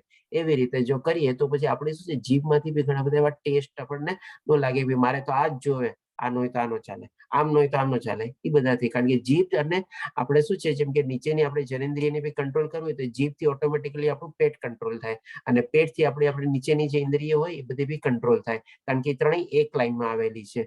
તો એ રીતે આપણે ખાવા પીવાની બી હેબિટ ઉપર જો આપણે કંટ્રોલ રાખી લઈએ તો ઓટોમેટિકલી આપણા પેટ ઉપર કંટ્રોલ આવી ગયો. પેટ ઉપર કંટ્રોલ આવી ગયું તો આપણી બધી નીચેની ઇન્દ્રિય ઉપર બી આપણે કંટ્રોલ પામી શકીએ, એના ઉપર આપણે પ્રભુત્વ અથવા સ્વામિત્વ પાડવી શકીએ. તો આ રીતે ભગવાન આપણને કહે છે કે 9 દ્વાર પ્રકાશથી પ્રકાશિત હોય. હવે ભગવાન શ્રી કૃષ્ણ કહે છે કે રજોગુણ માટે સમજાવશે કે એની ટેસ્ટ શું છે. હે ભરતશ્રેષ્ઠ, જ્યારે રજોગુણમાં વૃદ્ધિ થઈ જાય છે ત્યારે અત્યાધિક આસક્તિ, એટલે કે જે માણસ રજોગુણમાં જીવતો હોય એમને શું છે, કંઈક ને કંઈક ઈચ્છા રહેતી જ હોય, એની ઈચ્છા કોઈ તૃપ્ત થાય જ નહીં. મારે અહીંયા જવું છે, મારે આને મળવું છે, મારે ઓલું મેળવવું છે, આમ કરવું છે. એટલે એ રીતે ભગવાન શું કહે છે, અત્યધિક આસક્તિ, એટલે કન્ટિન્યુઅસલી આમાં જ જીવતો હોય. અરે ભાઈ, શું કરીશ, કેટલું કરીશ, થાય એટલું કર, ન થાય બધું છોડી દેવાનું. સકામ કર્મ એટલે કંઈક ને કંઈક ઈચ્છાની, પોતાની ઈચ્છા પૂર્તિ કરવા માટે સકામ કર્મમાં એમાં પ્રવૃત્ત રહેતો હોય. પછી ગહન ઉદ્યમ. ગહન ઉદ્યમ એટલે શું? જેમ કે આપણે ઓવર ટાઈમ કરવો, જેમ કે માની લો દિવસમાં 12, 13, 14 કલાક કામ કરવું. હવે આ એક જાતનું છે ને બધું ગધા મજૂરી છે, કારણ કે એનો જે આપણે કહીએ ને કે ભાઈ એના જેટલો ચેક લખેલો છે ને ભગવાન શ્રી કૃષ્ણ એટલી જ એને મળવાની છે, એનાથી વધારે ને કઈ મળવાનું નથી, ગમે તેટલી મહેનતથી કઈ કરી લે. તો આ રીતે ખોટી ગધા મજૂરી કરતા હોય, કારણ કે એક્સ્ટ્રા એફર્ટ બી આપીને શું એ ભેગું કરવા જ માગે છે ને, ભેગું કરીને કરવું શું છે, એ બધી એની ઈચ્છાઓ પૂરી કરવા જ માગે છે ને. તો એ રીતે બી કન્ટિન્યુઅસલી રજોગુણમાં જીવતો હોય. તથા અનિયંત્રિત ઈચ્છા, એટલે અનિયંત્રિત એટલે કોઈ ઈચ્છા ઉપર કંટ્રોલ છે જ નહીં એનો. તથા લાલસા. હવે લાલસા બી ક્યાંથી જન્મે? તો કે ભાઈ એની જે ઈચ્છા હોય એ પૂર્તિ કરવા માટે એની લાલસા જન્મે. મારે આ મોબાઈલ લેવો, મારે ઓલો મોબાઈલ લેવો, મારે અહીંયા જવું, ઓલાને મળવું, આ બધી એવી લાલસા કંઈક ને કંઈક એના મનમાં તૃપ્ત હોય. મારે આ ફ્લેટ લેવો, મારે ઓલો બંગલો બનાવવો, આવી રીતે મારે વર્લ્ડ ટૂર કરવી, આમ કરવું, કંઈક ને કંઈક એવી અનિયંત્રિત ઈચ્છા અને લાલસાના કન્ટિન્યુઅસ એના મનમાં ચાલતી જ હોય. અને એક માણસ જરાક આમ ઠરી ઠામ બેસે, ઓકે ભાઈ, જે ઠીક છે, ઓકે થઈ ગયું, તો એ આપણે કહી શકીએ કે ભાઈ થોડો ઘણો સતોગુણમાં જીવે છે. એવી રીતે અહીંયા ભગવાન શ્રી કૃષ્ણ આપણને રજોગુણની બી ટેસ્ટ આપે છે કે જો આવી રીતે આપણે આપણા ફિલિંગ્સ, ઇમોશન્સ અને ઈચ્છાઓથી જીવતા હોઈએ તો આપણે રજોગુણમાં જીવીએ છીએ, એવી રીતે કહી શકીએ. હવે ભગવાન શ્રી કૃષ્ણ તમોગુણ પર આવશે કે તમોગુણમાં માણસ કેવી રીતે જીવે છે. હે ગુરુ, જ્યારે તમોગુણમાં વૃદ્ધિ થઈ જાય છે, એટલે કે તમોગુણનું અત્યારે વર્ચસ્વ વધારે છે, એનો માત્રા વધારે છે, હોઈ શકે 50, 60, 70% જેવું માત્રા હોય, ત્યારે અંધકાર. અંધકાર એટલે શું? અજ્ઞાન. જડતા એટલે કે એકદમ રિજિડનેસ, સ્ટબોર્નનેસ, કોઈનું કાંઈ વાત માનવી નહીં, પોતાને મન ફાવે એમ કરવું, પોતાની જેમ કરવું છે એમ જ કરવું, અને વાત વાતમાં ગુસ્સો થઈ જવો, વાત વાતમાં ચીડાઈ જવો, વાત વાતમાં કોઈને કાંઈ કેમ તેમ બોલી દેવું, આ બધી જડતાના લક્ષણ છે. ઉન્માદ એટલે કે અનનેસેસરીલી ટાઈપનું કન્ટિન્યુઅસલી આમ ડિટેચમેન્ટ ને એવું બધું કેળવે, અને મોહ વ્યક્ત થાય છે. એટલે કે આવી જ રીતે એ બધી ચીજોમાં મોહ અને આસક્તિ દ્વારા દર્શાવીને એ આપણને જણાવે છે કે ભાઈ તમોગુણમાં જીવે છે. હવે ભગવાન શ્રી કૃષ્ણ આપણને એનું એન્ડ રિઝલ્ટ સમજાવશે કે ભાઈ જે માણસ આવી રીતે મનોસ્થિતિથી જીવતો હોય એની ટેસ્ટ બી આપણને સમજાવી દીધી, એની કાર્યપ્રણાલી કેવી હોય એ સમજાવી, એની જીવવાની સ્ટાઇલ કેવી હોય એ સમજાવી આપણને. હવે એનું એન્ડ રિઝલ્ટ શું થાય છે એ આપણને સમજાવશે. એના શું જીવતા જીવત કેવા બેનિફિટ થાય છે એ પણ આપણને સમજાવી દીધું કે સુખ આનંદ અને ઈ પામે છે સતોગુણ. રજોગુણ વાળો કન્ટિન્યુઅસલી આપણને ટેન્શનમાં ને એમાં જ રહે છે, ને તમોગુણ વાળાની તો કોઈ કન્ડિશન હોતી જ નથી. હવે એની જે મર્યા પછી શું સ્થિતિ થાય છે એ પણ ભગવાન શ્રી કૃષ્ણ અહીં આપણને ક્લિયર કરે છે. જ્યારે કોઈ મનુષ્ય સત્વગુણમાં મૃત્યુ પામે છે ત્યારે તેને મહર્ષિઓના ઉચ્ચતર વિશુદ્ધ લોકોની પ્રાપ્તિ થાય છે. જેમ ઓલા શ્લોકમાં ભગવાન શ્રી કૃષ્ણે કીધું હતું ને કે આ જ્ઞાન મેળવ્યા પછી ઘણા મુનિઓએ બધા સિદ્ધિ પ્રાપ્ત કરી છે. તો એ પ્રમાણે અહીંયા કહે છે કે જે માણસ સત્વગુણમાં જ્યારે મૃત્યુ પામે છે ત્યારે મહર્ષિઓના ઉચ્ચતર વિશુદ્ધ લોકની પ્રાપ્તિ થાય છે. આપણે સમજીએ છીએ કે ઉચ્ચતર એટલે કે શું? આપણું આ જે 14 લોક છે, 14 લોકમાં આપણે અત્યારે જે ભૂમિ મૃત્યુ લોકમાં જે જીવીએ છીએ એ સૌથી નીચામાં નીચું 7 લોકમાંનું એક છે. આની નીચે બધા બીજા 7 લોક છે. તો હવે ઉચ્ચતર લોક એટલે સ્વર્ગ લોક, ઇન્દ્રલોક કે દેવલોક કે પછી અલગ અલગ જે પ્રમાણે લોક છે એ પ્રમાણે એમાં એની ઉચ્ચતર અથવા મહર્ષિ લોક ને બધા જે પણ હોય એવી રીતે એમાં એ લોકોની ગતિ થાય છે. એ રીતે ભગવાન શ્રી કૃષ્ણ આપણને સમજાવે છે. તો આ શ્લોક બી આપણે ઓલાના કનેક્ટેડ છે કે જયારે આપણે મૃત્યુ પામીએ છીએ ત્યારે આપણો નેચર કેવું હોય છે, કયા ગુણોમાં આપણે જીવીએ છીએ એ પ્રમાણે આપણી આત્માની ગતિ ડિસાઇડ થાય છે. માઇગ્રેશન પ્રોસેસ આપણે સમજી શકીએ એ પ્રમાણે. પછી રજોગુણમાં મૃત્યુ પામનાર મનુષ્ય સકામ કર્મ કરનારાઓમાં જન્મે છે અને તમોગુણમાં મરનાર મનુષ્ય પશુઓનીમાં જન્મ ગ્રહણ કરે છે.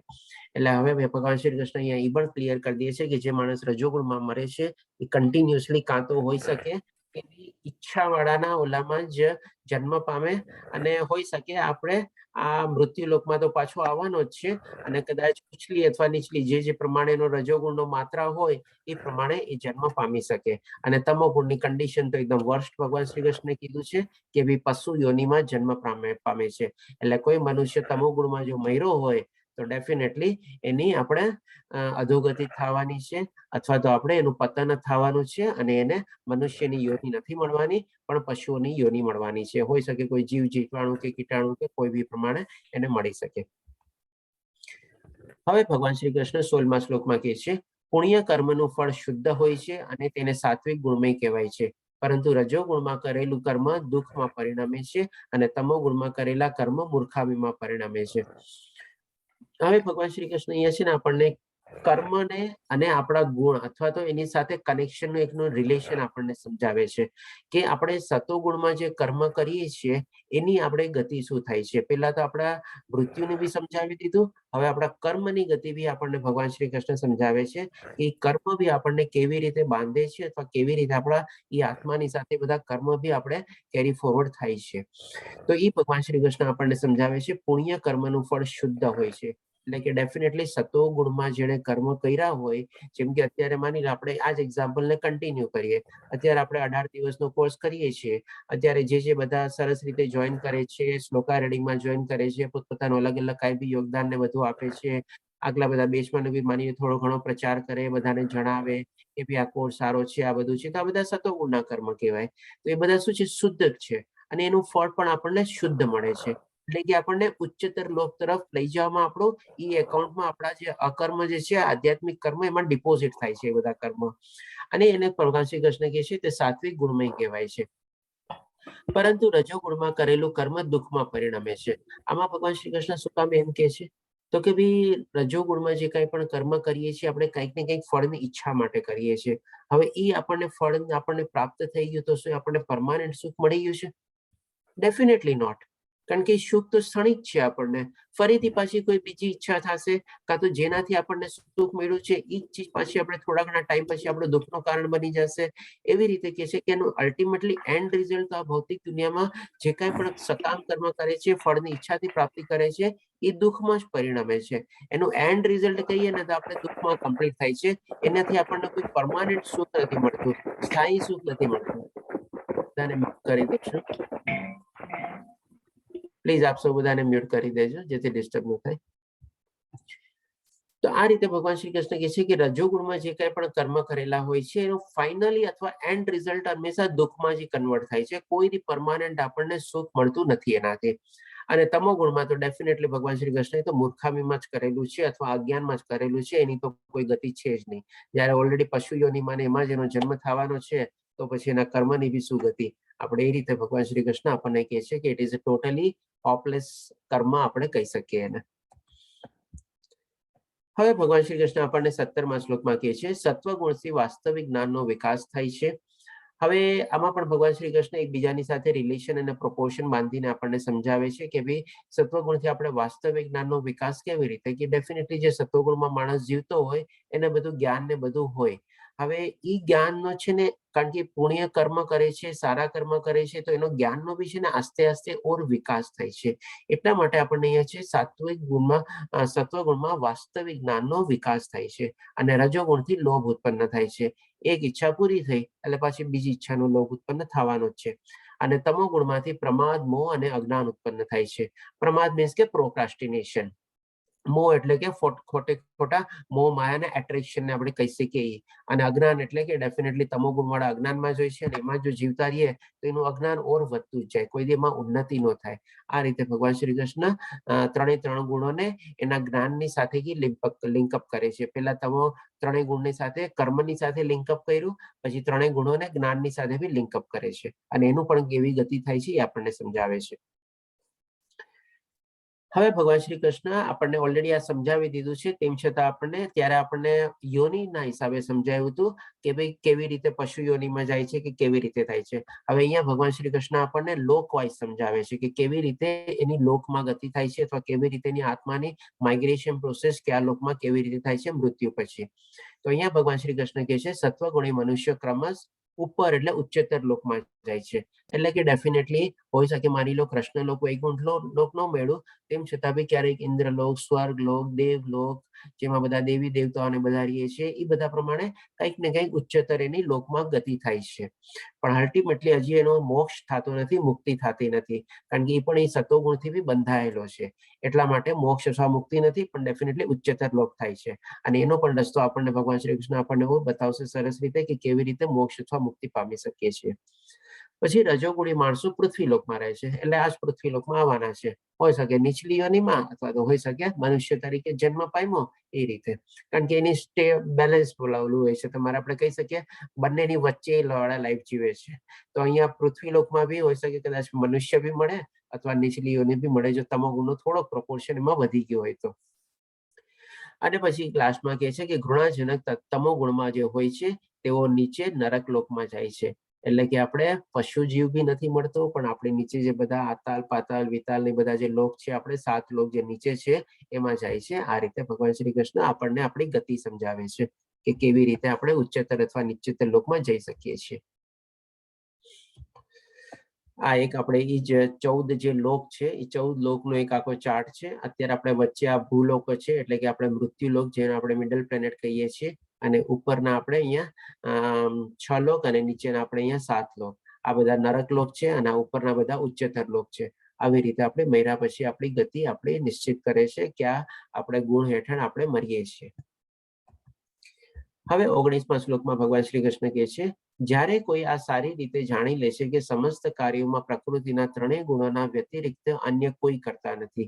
એટલે કે ફરીથી પાછું જેનો પ્રશ્ન છે કે ભાઈ કોણ કર્મ કરે છે, આપણે કરીએ છીએ કે આત્મા કરે છે, તો એના સંદર્ભમાં આ શ્લોક આપણને મળે છે કે ભગવાન શ્રી કૃષ્ણ આપણને આ ફરીથી ક્લિયરલી કહે છે કે આ 3 ગુણી માયાના હેઠળ જ બધા કર્મ માણસ કરે છે અને પણ આત્મા કોઈ જાતનું કોઈ કર્મમાં પ્રવૃત્ત થતો નથી. એટલે કે એ રીતે ક્લિયર છે, અહીંયા સરસ રીતે જાણી લે છે કે સમસ્ત કાર્યોમાં પ્રકૃતિના 3 ગુણો, એટલે કે કાર્યમાં જે પ્રવૃત્ત થઈએ છીએ આપણે શેના દ્વારા પ્રેરિત થઈએ છીએ, મારે આમ મેળવવું છે, મારે આવલું કરવું છે, આવી રીતે કરવું છે, સત્વગુણમાં રહેવું છે, રજોગુણમાં જેવું છે, તમોગુણમાં જેવું છે, એ બધું ઘણું બધું આપણે સમજી લીધું અત્યારે. હવે એમાંથી આપણે જયારે ડિસાઈડ કરીએ છીએ ત્યારે એના હેઠળ અથવા એના નિયંત્રણ હેઠળ અથવા એના આપણે જેમ કરીને જે પ્રમાણે આપણે જેમ કઠપુતલીનો અહીંયા ફોટો આપેલો છે અને માણસ કન્ટિન્યુઅસલી નાચા કરે છે, એ પ્રમાણે 3 ગુણોના વ્યતિરિક્ત અન્ય કોઈ કરતો નથી. એટલે કે 3 ગુણી માયાના હેઠળ જ આપણે કામ કરીએ છીએ. જે પ્રમાણે આપણને નચાવે છે અને આપણે જે પ્રમાણે નાચીએ છીએ એ પ્રમાણે આપણે કર્મમાં પ્રવૃત્ત થઈએ છીએ. કારણ કે ઈ તો કન્ટિન્યુઅસલી જેમ ટગ ઓફ વાર ની જેમ જોયું ને કે એકબીજા તરફ ખેંચાતું જ રહે. હવે આપણે ડિસાઈડ કરવાનું છે કે આપણે કોની તરફ વધારે ખેંચાવું, કયા ગુણોમાં આપણે વધારે આવૃત થવું અથવા પ્રવૃત્ત થવું. આ રીતે પછી આપણા કર્મ આપણે ડિસાઈડ કરવાના છે. અને જ્યારે એ પરમેશ્વરને જાણી લે છે, જેઓ આ ત્રણેય ગુણોથી પરે છે તેઓ મારા દિવ્ય સ્વભાવને પ્રાપ્ત કરે છે. એટલે હવે અહીંયા ભગવાન શ્રી કૃષ્ણ આપણને એક્ઝિટ રૂટ દેખાડવા જઈ રહ્યા છે કે આ ત્રણ ગુણો જે માયા છે, આ ભૌતિક પ્રકૃતિ જેના હેઠળ બંધાયેલી છે, આપણે એના નિયંત્રણ હેઠળ છીએ. એમાંથી આપણને મુક્તિ કેવી રીતે, મોક્ષ કેવી રીતે મેળવો, આનાથી એક્ઝિટ ગેટ કયું છે, ક્યાંથી આપણે કયા ગેટથી કેવી રીતે આપણે નીકળવાનું, એ ભગવાન શ્રી કૃષ્ણ હવે જઈ રહ્યા છે. અને એ પહેલા આપણને કહી દે છે કે તેઓ મારા દિવ્ય સ્વભાવને પ્રાપ્ત કરે છે. ક્યારે?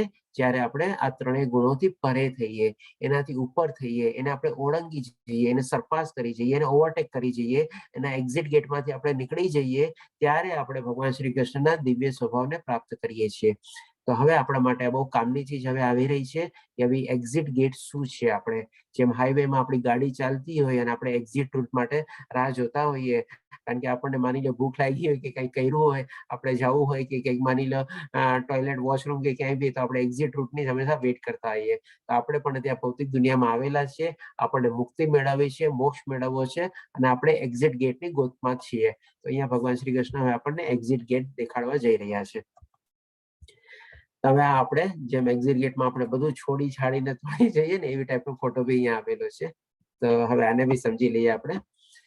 જ્યારે દેહધારી જીવ શરીર સાથે સંકળાયેલા આ ત્રણ ગુણોને ઓળંગી જવા સમર્થ થાય છે. શરીર સાથે સંકળાયેલા છે આપણા બધા ત્રણ ગુણો, અને જ્યારે આપણે એનાથી કેપેબલ થઈએ છીએ, એટલે કે સમર્થ થઈએ છીએ, ત્યારે તે જન્મ મૃત્યુ પણ તેમના કષ્ટોમાંથી મુક્ત થઈ શકે છે. એટલે કે જન્મ મૃત્યુ જરા વ્યાધિ ચારેયમાંથી આપણને મુક્તિ મળી ગઈ, છુટકારો મળી ગયો, અને આ જીવનમાં જ અમૃત ભોગવી શકે છે. તો ડેફિનેટલી ભગવાન શ્રી કૃષ્ણને અહીંયા કહેવાનો મતલબ છે કે જ્યાં સુધી આપણો દેહ ન છોડીએ ત્યાં સુધી બી જો આપણે આ ત્રણ ગુણોને પાર કરી લઈએ અને એનાથી મુક્તિ મેળવી લઈએ, તો અહીંયા જ આપણું સ્વર્ગ છે. એટલે કે આ જીવનમાં જ આપણને અમૃત મળી શકે છે.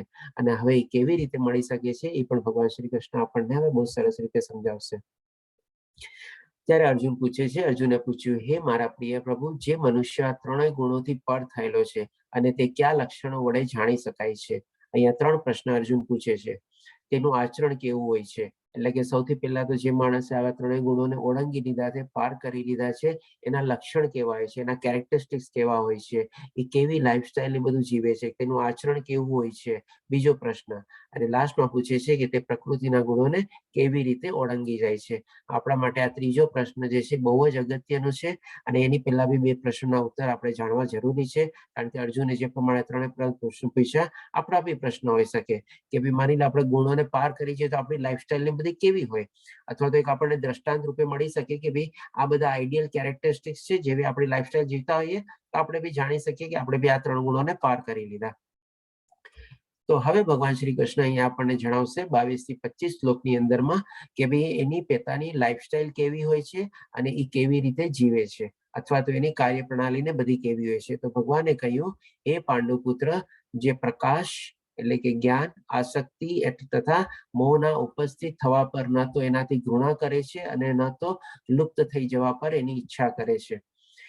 એટલે કે આમાં ભગવાન શ્રી કૃષ્ણ બહુ સરસ સમજાવે છે આપણને કે 3 ચીજ કહે છે કે પ્રકાશ, આસક્તિ તથા મોહ. આપણે માની લો આપણે પેલા પ્રકાશને લઈએ. પ્રકાશ એટલે કે જ્ઞાન.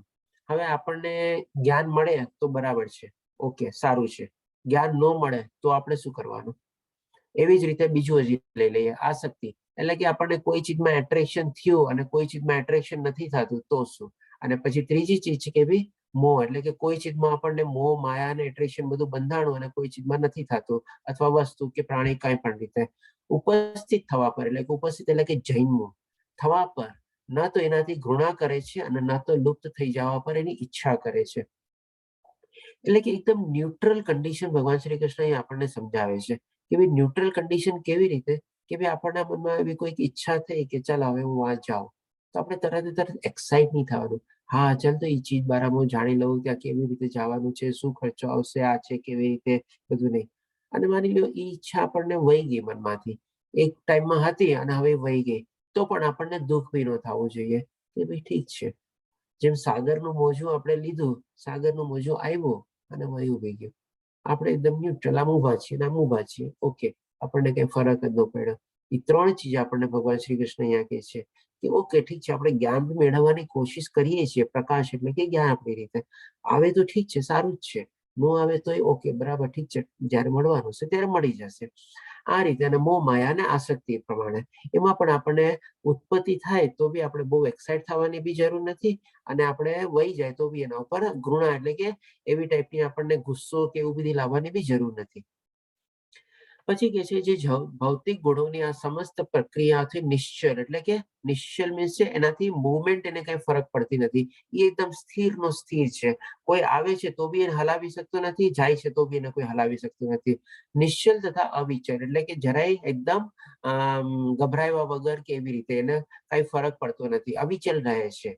અને એ જાણીને જ કેવળ ગુણ જ ક્રિયાશીલ છે. એટલે કે ભાઈ ઠીક છે, હોઈ શકે કઈક એવી ઈચ્છા આવી હશે, રજો ગુણમાં આવી હશે, આવીને વહી ગઈ ને, મને તો કઈ ફરક નથી પડ્યો. કોઈક એવી તમોગુણ વાળી એવી ઈચ્છા આવી, આવીને વહી ગઈ. એનાથી એની લાગણી ને ઇમોશન્સ ને ફિલિંગ્સ ને છે ને એટેચ જ ન કર્યા એની હારે. એટલે કે ક્યારે આવી અને ક્યારે વહી ગઈ એને ફરક જ ન પડ્યો. એકદમ ઓકે ન્યુટ્રલ રીતે વહી ગઈ. પછી કે છે કે ક્રિયાશીલ છે, ઉદાસીન તથા દિવ્ય બની રહે છે. એટલે એ જે માણસ આવી ટાઈપની ન્યુટ્રલિટી વાળી હોય એને કઈ ફરક જ ન પડે. ઉદાસીન એટલે કે ઓકે, ઉદાસીન નો મતલબ અહીંયા એમ નથી કે ભાઈ મોઢું ચડાવીને બેસી જવું અથવા એવી રીતે, પણ ઉદાસીન નો મતલબ શું છે અહીંયા કે ભાઈ પોતે આમ એકદમ સ્થિર છે. આમ જેને આપણે કહીએ ને એક સ્થિત પ્રજ્ઞ માણસ જેવું, જે આપણે બીજા અધ્યાયમાં ભગવાન શ્રી કૃષ્ણ 54 થી 72 શ્લોકમાં સમજાવે છે એ રીતે.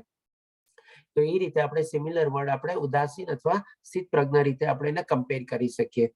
અને તથા દિવ્ય બની રહે છે કે પોતે આમ હંમેશા ડિવાઇન છે, એને કાંઈ ફરક નથી. જે આપણા આપમાં સ્થિર છે એટલે કે પોતાની સાથે સ્થિર છે અને સુખ તથા દુઃખને એક સમાન માને છે. આ તો આપણે પહેલા બી જોઈ ગયા છે. જે માટીનો ઢગલો પથ્થર તથા સ્વર્ણના ટુકડાને સમાન દ્રષ્ટિથી જુએ છે. હવે આ ચીજ આપણે થોડીક સમજવા જેવી છે.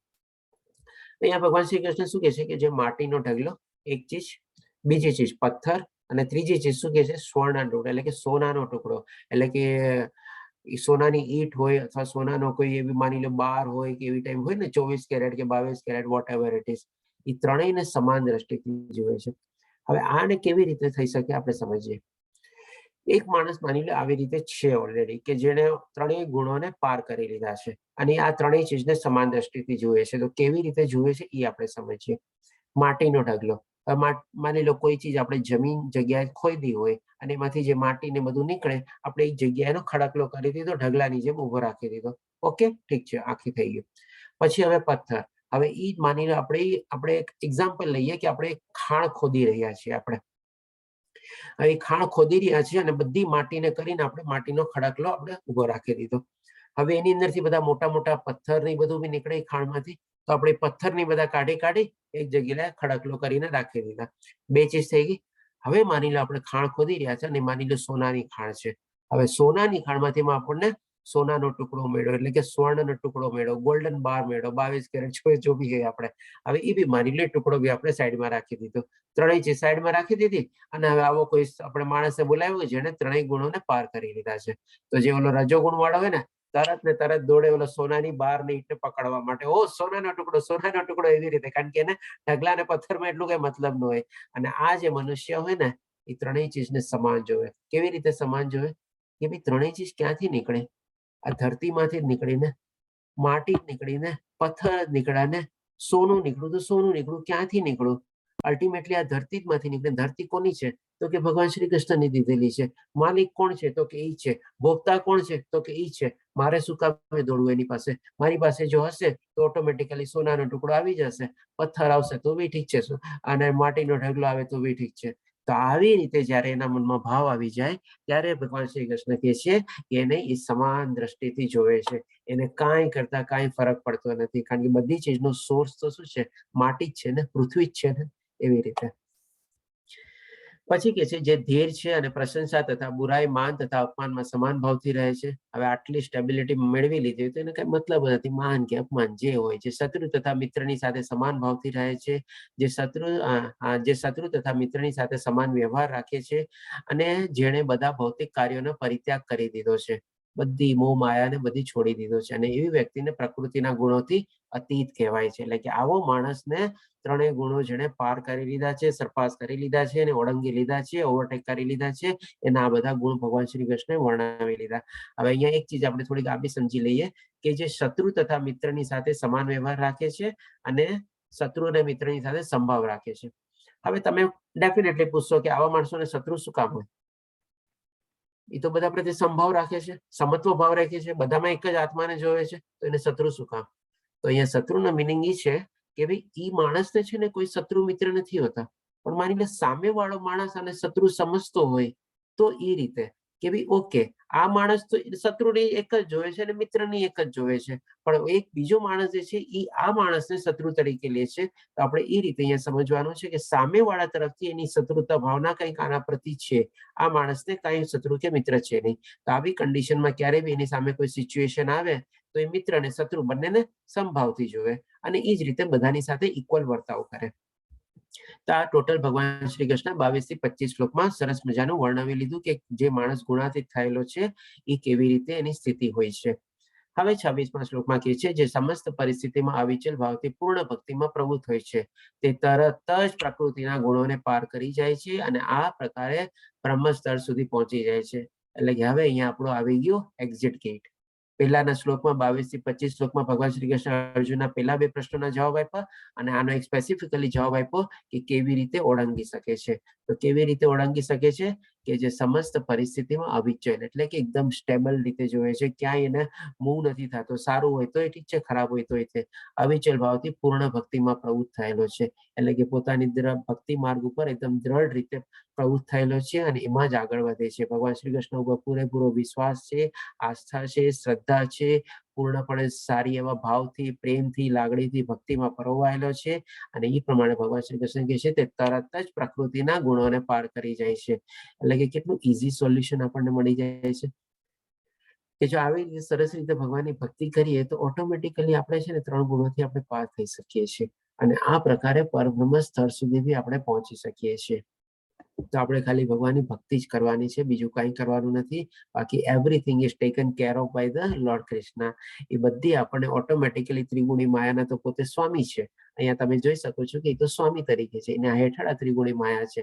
તો જ્યારે આપણે એઝ અ માણસ આપણે ભગવાનની ભક્તિમાં પ્રવૃત્ત થઈએ અને એ સંલગ્ન એટલે કે સરસ રીતે આપણે ભાવ, શ્રદ્ધા અને બધાથી ભક્તિમાં કેળવીએ તો આ ત્રિગુણી માયા આપણને ટચ બી નથી કરી શકતી, આપણને અડી બી નથી શકતી અથવા એનો પડછાયો બી આપણા ઉપર પડતો નથી અને આપણે પણ ભગવાનનો પરમ સ્તર સુધી આપણે પહોંચી શકીએ છીએ. આ રીતે ભગવાન શ્રી કૃષ્ણનો કહેવાનો અહીંયા મતલબ છે. હવે ભગવાન શ્રી કૃષ્ણ આ જ સમજાવવા માટે કમ્પેરિઝન આપે છે અને હું જ એ નિરાકાર બ્રહ્મનો આશ્રય છું જે અમત્રે અવિનાશી તથા શાશ્વત છે અને ચરમ સુખનું સ્વાભાવિક પદ છે.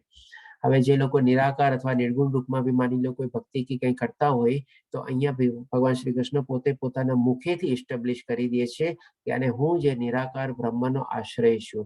કારણ કે જેમાં આપણે દરેક શક્તિની પાછળ એક શક્તિમાન હોય એટલે કે શક્તિમાન થકી જ શક્તિ છે ને. તો જે નિરાકાર અથવા નિર્ગુણ જે માનતા હોય કે ભાઈ શક્તિના રૂપમાં, ઉર્જાના રૂપમાં, એનર્જીના રૂપમાં, તો એની પાછળ શક્તિમાન કોણ છે, એનો આશ્રય કોણ છે? તો અહીંયા ભગવાન શ્રી કૃષ્ણ કહે છે એ નિરાકાર બ્રહ્મનો આશ્રય હું છું. એટલે કે શક્તિમાન ભગવાન શ્રી કૃષ્ણ છે જે આ માત્ર અવિનાશી અને શાશ્વત છે, પરમાનન્ટ છે અને ચાલ્યા જ કરવાનું છે અને ચરમ સુખનું સ્વાભાવિક પદ છે. એટલે કે આપણને જે રજોગુણમાં જે આપણને દુઃખમાં ટેમ્પરરી જે સુખ મળે છે એ જેમ ચાલતું આવતું હોય છે એવી રીતે આમાં નથી થતું. ચરમ સુખ એટલે પરમાનન્ટ સુખ, ઇટરનલ સુખ આપણને મળે છે અને એ પણ ડેફિનેટલી નોર્મલ રીતે મળી જાય છે જ્યારે આપણે ભગવાનની ભક્તિને બધામાં તલ્લીન થઈ જઈએ છીએ ત્યારે. તો આ રીતે આપણો અહીંયા 14મો અધ્યાય પૂરો થાય છે. ટાઈમમાં જ કમ્પ્લીટ છે. કોઈને કોઈ પ્રશ્ન હોય તો આપણે લઈ શકીએ છીએ. બહુ સરસ અધ્યાય હતો. આપણને એકદમ ટેસ્ટ મળી જાય છે આપણે કયા ગુણમાં જીવીએ છીએ, કેવી રીતે જીવીએ છીએ, કેવી રીતે ઓળંગવું, આપણને બધું આપણને ક્લિયર થઈ જાય છે આમાં. ઓકે, પેલા ગઈકાલના આપણે 1-2 જણનો પેન્ડિંગ હતો તો એને જો કોઈ હોય તો લઈ લઈએ. ગઈકાલે કોનો એક પ્રશ્ન પેન્ડિંગ હતો, આપણે કીધું હતું કે કાલે લઈ લેશું જો હોય તો એને પેલા ચાન્સ આપીએ આપણે. પ્રભુજી હું હા ઓકે, હા રીટા માતાજી બરોબર. હા માતાજી હરે બોલો. કૃષ્ણ. હરે કૃષ્ણ. મારે એ પૂછવું હતું કે કાલે આપણે વાત કરતા હતા કે મન અને આત્મા તો એનો ડિફરન્સ કેવી રીતે આપણે ખબર પડે? આપણે ધારો કે કામ ખોટું કરતા હોય કે ખોટું બોલી રહ્યા છે ત્યારે આપણને ખબર પડે છે, અંદરથી આપણને ખ્યાલ આવે છે કે આપણે ખોટું કરતા છે. એ આત્માનો અવાજ હોય છે કે મનનો અવાજ હોય છે, તે મારે જાણવું હતું. ને પછી આપણે છે ને માતાજી 3 ચીજ હોય છે. સૌથી પહેલા બાહ્ય રીતે જોઈએ તો શરીર.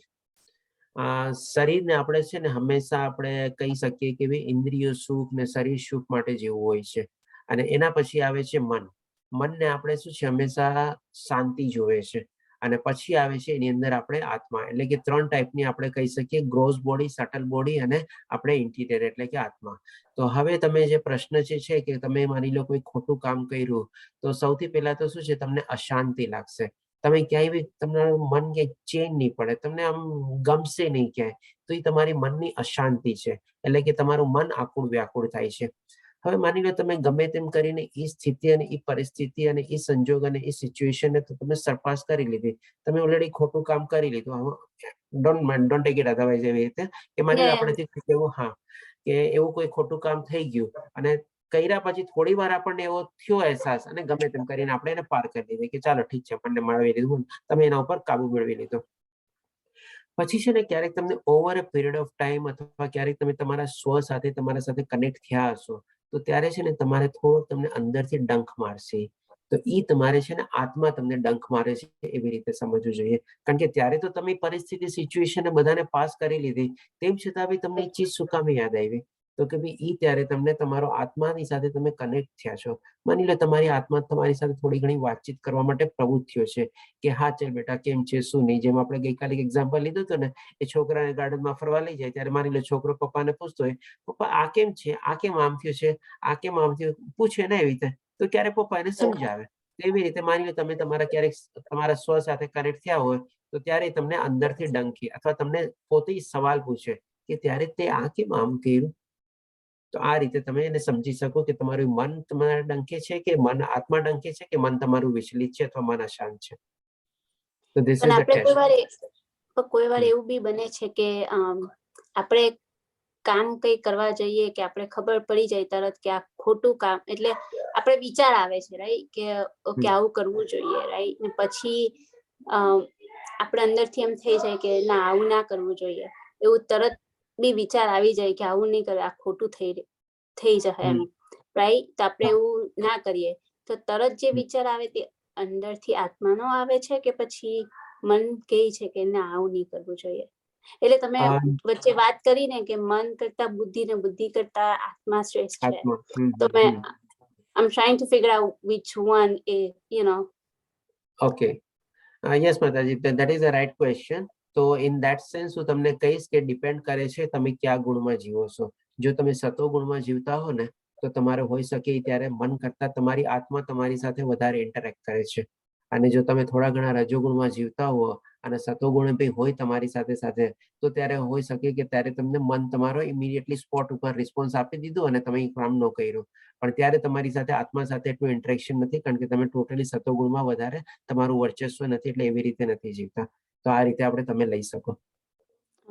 એટલે મારે છે ને તે ધારો કે કિડ્સ ને સમજાવવું હોય રાઈટ, એ લોકો નાના હોય ને મિસ્ટેક કરે કે કઈ ભૂલ કરે, તો હું એમને કેવું કે તમારી ભૂલ થતી હોય તો listen to your heart first before you make a mistake. એટલે મારે સમજવું છે કે મન, બુદ્ધિ ને આત્મા, એટલે પછી તમે કીધું ને કે મનની ઉપર બુદ્ધિ છે, તો પછી એમ કે એ લોકોએ શું સમજવું જોઈએ આમ એના માટે? તો આમાં માતાજી હું તમને કહીશ કે આપણે છે ને બાળકો માટે જો સમજાવવા માટે હોય ને, તો સૌથી પહેલા તો છે ને જેમ આજકાલ બાળકોને આપણે ઓર્ડર આપશું ને, કોઈ બાળક નથી માનવાના. તમે એને કહેશો આમ કર, નહીં કરે. તમે કહેશો આમ ન કર, તો જ ઈ જ કરશે. તમે જે ના કરવાનું કહેશો ને ઈ જ કરવાના છે એ લોકો વધારે. એટલે કે એ રીતે છે ને તમે આજકાલ ડાયરેક્ટ ઓર્ડર આપીને આજકાલના બાળકોને આપણે કંટ્રોલમાં, વશમાં રાખવા અથવા એ પ્રમાણે એને સાચું જ્ઞાન આપવું આપણે નથી કરી શકતા. ઘણા ખરા રીતે આપણે એમાં ફેલ્યુર છીએ આપણે. તો હવે એને જો આપણે સમજાવવું હોય ને જ્ઞાન, તો આપણે છે ને 2 રીતે સમજાવી શકીએ. એક તો શું છે કે આપણે ન્યુટ્રલ બનીને સમજાવી શકીએ કે ભાઈ ઠીક છે બેટા, આપણે એને પેલા શાંતિથી સાંભળવાનું. ઓકે બેટા, તને શું ઠીક લાગે છે? તું જે કરવા માંગે છે એનું મને પાછળ લોજિક કે, મને તું સમજાવ. તો આપણે એની પાસેથી છે ને સમજવાની કોશિશ કરવાની. અને જેમ જેમ તમે એને સમજવાની કોશિશ કરશો ને, તો એનાથી છે ને ડબલ સ્પીડમાં એ તમને છે ને સમજવાની કોશિશ કરશે. એ પણ એવી જ રીતે રિએક્ટ કરશે. હવે એકવાર તમે એનું શાંતિથી સાંભળી લીધું, સમજી લીધું ને, પછી તમે એને કહ્યું બેટા હવે હું તને કહું, મને આ ચીજ લાગે છે, કદાચ હોઈ શકે સાચું કહેતો, તો તમે એગ્રી થશો તરત ને તરત. તો પછી એને પ્રેમ નહીં વધી ગયો, બધું બરાબર છે. પણ જો માની લો એનાથી ઉલટું ચીજ તમે કહેવા માંગતા હો, તો તમારે એને પહેલા છે ને પરમિશન લેવી પડશે. ઇનડાયરેક્ટલી કહીએ ને, મા બાપ હોવા છતાં બી, કે બેટા હું તને એક ચીજ કહું, તે જે કીધું ને બરાબર, ઓકે, તારી ચીજ હું ના નથી પાડતી, પણ આમ છે ને આમ બી થઈ શકે, અથવા તો આને આમ બી આપણે વિચારી શકીએ, આને આવી રીતે આમ બી કરી શકીએ. હવે એની રીતે આપણને આ રિઝલ્ટ મળી શકે. આ રિઝલ્ટ ઓલા રિઝલ્ટ કરતા વધારે સર્વોપરી છે. તમે જસ્ટ અહીંયા ભગવાન શ્રી કૃષ્ણને જ ફોલો કરો ને, કેવી સરસ એકદમ સ્ટાઇલથી અર્જુનને સમજાવે છે. અને બધા પેલાના ગુણ કે છે, એના રિઝલ્ટ કે છે, એના બેનિફિટ કે છે, એનાથી ફાયદા કે છે, અને પછી કેવું સરસ અર્જુનને સમજાઈ જાય છે. તો એ જ મેથડથી તમે આપણે છોકરાઓને જો સમજાવીએ ને આપણે, તો કદાચ એ આપણને વધારે ફાયદાકારક થશે. આ તો એક થયું આપણે ડાયરેક્ટ ઇન્ટરેક્શન આપણા છોકરાઓની સાથે. હવે બીજી મેથડ શું છે કે ઘણી વાર શું છે, આપણું ગમે તે રીતે માને જ નહીં, સાંભળે જ નહીં, કરે જ નહીં. તો આપણે જેમ કે શું છે, કોઈ થર્ડ પર્સનને આપણે મીડિયેટર બનાવી એના થ્રુ ક્યારેક છે ને આપણે એ વાત કહેવડાવવી પડે. જેમ કે ઘરમાં શું છે, એક્ઝામ્પલ હોય ને, સાસુ વહુ હોય, તો માની લો સાસુ વહુને ડાયરેક્ટ ન કહી શકે, તો એ કોને માધ્યમ બનાવે ખબર છે? એનો જે પૌત્ર અથવા પૌત્રી હોય ને, એને હાથમાં લે, હાથમાં લઈ એને અનાપશનાપ બોઢે, ગુસ્સો કરે, આ કરે તે કરે, તો ઇનડાયરેક્ટલી એની વહુને મેસેજ મળી જાય કે આજે મારે સાસુ માં ગયો છે, એ આ મને કહેવા માંગે છે, એવી રીતે. તો આ રીતે આપણે કહી શકીએ કે ભાઈ તમે થર્ડ માણસને મીડિયેટર બનાવીને બી તમારો મેસેજ પાસ ઓન કરી શકો છો. તો આ એક બે મેથડ જે છે, જેથી આપણે બધી ઇનડાયરેક્ટ મેથડ જ છે, કારણ કે ડાયરેક્ટલી તમે કાંઈ બી છોકરાઓને કહો એ માનવાના જ નથી. બસ એ તો સાંભળતા નથી. બસ સમજ એ પણ એ છે ને આપણી, હા, એ પણ એક તમને કહું માતાજી, કે એ આપણે માનીએ છીએ, એ સમજતા નથી, એ આપણી ધારણા છે. કદાચ હોઈ શકે એ લોકો બી કોઈ કોઈ જગ્યાએ સાચા છે, તો એ પણ આપણે એક્સેપ્ટ કરવું છે. આજે આપણે મા બાપ તરીકે છે ને આપણું સ્વામિત્વ કેળવવા માંગીએ છીએ, કે હું જે કહું ને એ બરાબર છે અને એ સાચું છે, અને એ માનતો નથી. આપણે તરત ને તરત એક કન્ક્લુઝન ઉપર આવી ગયા છે કે એ માનતો નથી, એ સમજતો નથી, એ મારું કેવું કરતો નથી. પણ એ પણ એક કન્ક્લુઝન ખોટું છે. આપણે ઓકે, એને શાંતિથી સમજો, એને વિચારો, એને સાંભળો, ત્યારે જઈને આપણને એ ક્લિયર થશે કે શું થાય છે. ના, તમારી વાત બી સાચી છે, કારણ કે આપણે એમ થાય કે મારું સાંભળ્યું જ નથી ને, એ કે મમ્મી મેં આમ કરતો હતો, તું પણ નહીં ધ્યાન આપતી હતી, એવું થઈ જાય છે. બસ એ જ. પ્રભુજી હરે એકચ્યુઅલી કૃષ્ણ પ્રભુજી. હરે કૃષ્ણ પ્રભુજી, એકચ્યુઅલી એમણે કીધું એ બરાબર છે, પણ આપણે આ ઉંમરે જે વસ્તુનું જ્ઞાન છે આપણને, કે આ મોહમાયાથી લઈને કોઈ વસ્તુનો ફાયદો નુકસાનથી લઈને આપણને જે નોલેજ છે, એ નોલેજ બચ્ચા લોકોને નથી હોતું. એટલે એ લોકોનું જે મોહમાયાથી એ લોકો, સમજો કે એક્ઝામ્પલ કે મોબાઈલમાં ગેમ જ રમ્યા કરે છે, તો સ્ટડીનું નુકસાન થાય છે. તો આપણે એમને સમજાવવા માટે કોશિશ કરી છે, પણ એ નથી સમજતા. એટલે અમુક વખત એ રાઈટ હોય છે, અમુક વખત ગલત હોય છે, કે હવે સ્ટડી બી કરવું તો કેટલા ટાઈમ કરવું, તો થોડી વાર રમવા દો. પણ પહેલા કેવું આઉટડોર ગેમ હતી, તો રમવાનું જરાક વ્યવસ્થિત, કે એ શરીરને ફાયદાકારક હતું. હવે એ નુકસાનકારક છે, કે મગજથી લઈને બધું જ એ ખરાબ કરે છે.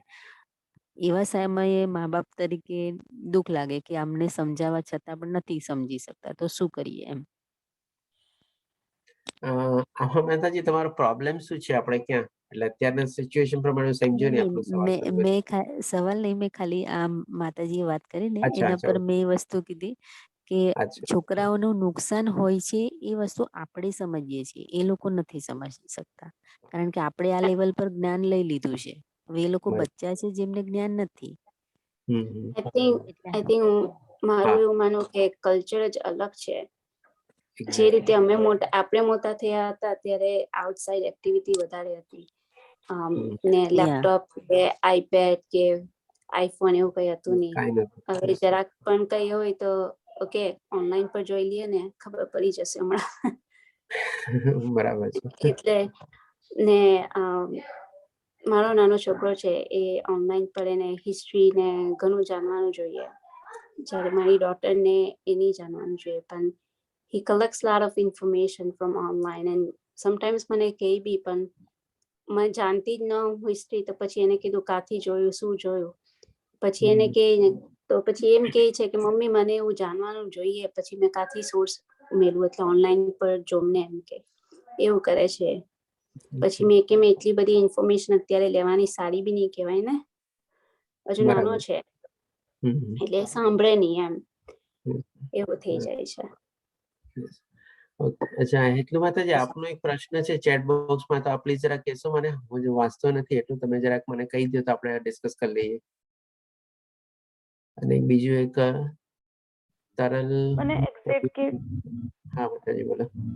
મને એક્ઝેક્ટ ગેટ વિશે પૂછવું છે, બીકોઝ તમે જ્યારે તમો ગુણ એક્સપ્લેન કર્યું ત્યારે મને રિયલાઇઝ થયું કે I have been living in this ગુણ ફોર લાસ્ટ 3 years એટલીસ્ટ. છેલ્લા 3 વર્ષથી હું એવી જ હતી કે કોઈનું સાંભળવાનું નહીં, કોઈ બોલે તો ગુસ્સો કરી દઉં, અને એની ટોપિક મતલબ કોઈ મારી સાથે વાત જ નથી કરી રહ્યું, accept for some friends who use to boost my ego. એટલે મારો જે ખોટો ઈગો હતો એને બી બૂસ્ટ કરતા હતા, બીકોઝ એ મારા ફ્રેન્ડ્સ હતા. હવે આઈ રિયલાઇઝ કે મેં તમો ગુણમાં ઘણા બધા વર્ષો કાઢ્યા છે, અને અત્યારે જો મને કોઈ ગેટ દેખાય છે તો મને કેવી રીતે ખબર પડે કે રાજગુણનો ગેટ નથી ને આનો ગેટ નથી ને એ એક્ઝિટ ગેટ છે? How to recognise a exit gate?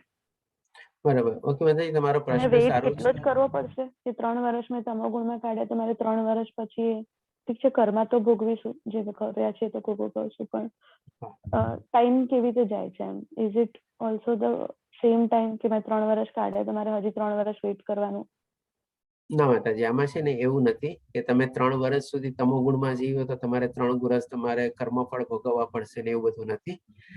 હોઈ શકે એ 3 મહિનામાં બી થઈ જાય, અને કદાચ હોઈ શકે હજી ટાઈમ બી વધારે લાંબો સમય બી લાગે. તો આમાં છે ને આપણે તમારા ઉપર ડિપેન્ડ છે કે ભાઈ આપણે કેટલા જલ્દી આપણા અંદરમાં સતોગુણનું છે ને નિરૂપણ કરી શકીએ છીએ.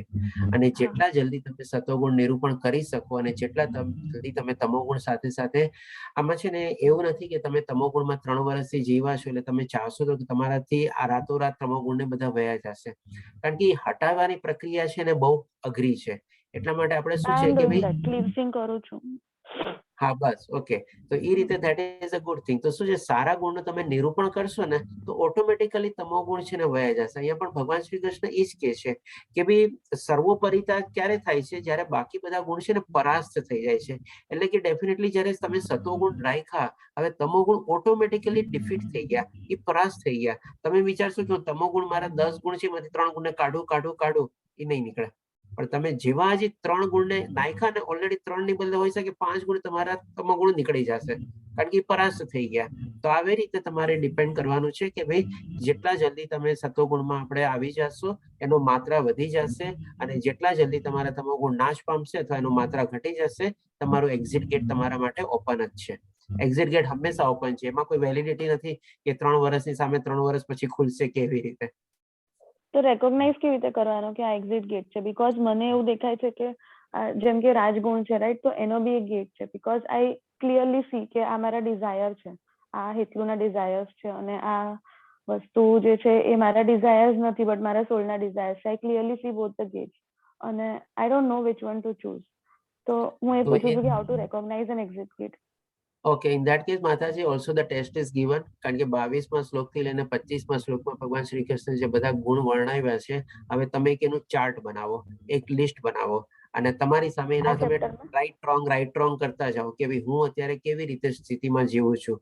તો જ્યારે તમારા બધા રાઈટ પડી જાય ત્યારે સમજી લેવાનું કે તમારું એક્ઝિટ ગેટ તો ઓપન જ છે ઓલરેડી. તમે તો એના તરફ આગળ વધી ગયા છો, તમે તો ગુણોને ઓલરેડી પાર કરી લીધેલા છે, અને આવતી ગતિ તમારી ઉચ્ચતર લોકમાં થવાની જ છે, જે પ્રમાણે ભગવાન શ્રી કૃષ્ણે કીધું એ પ્રમાણે. પણ હજી તમારે માની લો રાઈટ રોંગ કન્ટિન્યુઅસ ચાલતું જ રહેતું હોય તો steel you have to make continuous effort for that. Okay, આ જ ચેપ્ટરમાં છે? આ જ ચેપ્ટરમાં 22 થી 25મા શ્લોક, તમે આખું તમારી સામે લિસ્ટ છે. બસ કહું ને, આ બધા જે છેલ્લા 6 ચેપ્ટર છે ને એકદમ પ્રેક્ટિકલ ઓરિએન્ટેડ છે. બસ યસ ધેટ ઇઝ વોટ મને ગમે છે અત્યારે. Just make a list of that 22 to 25 Shloka, અને આમાં સ્લાઇડ બી એક છે, એ બધા ગુણોનો લિસ્ટ બનાવો અને સામે યસ નો કરીને ટીક કરતા જાઓ. બસ done. Thank you. It is self evaluation. Okay, ધન્યવાદ માતાજી. તરલ પ્રભુજીનો એક પ્રશ્ન હતો. તરલ પ્રભુજી, આપ પૂછી શકો છો પ્રશ્ન આપનો. પ્રભુજી જે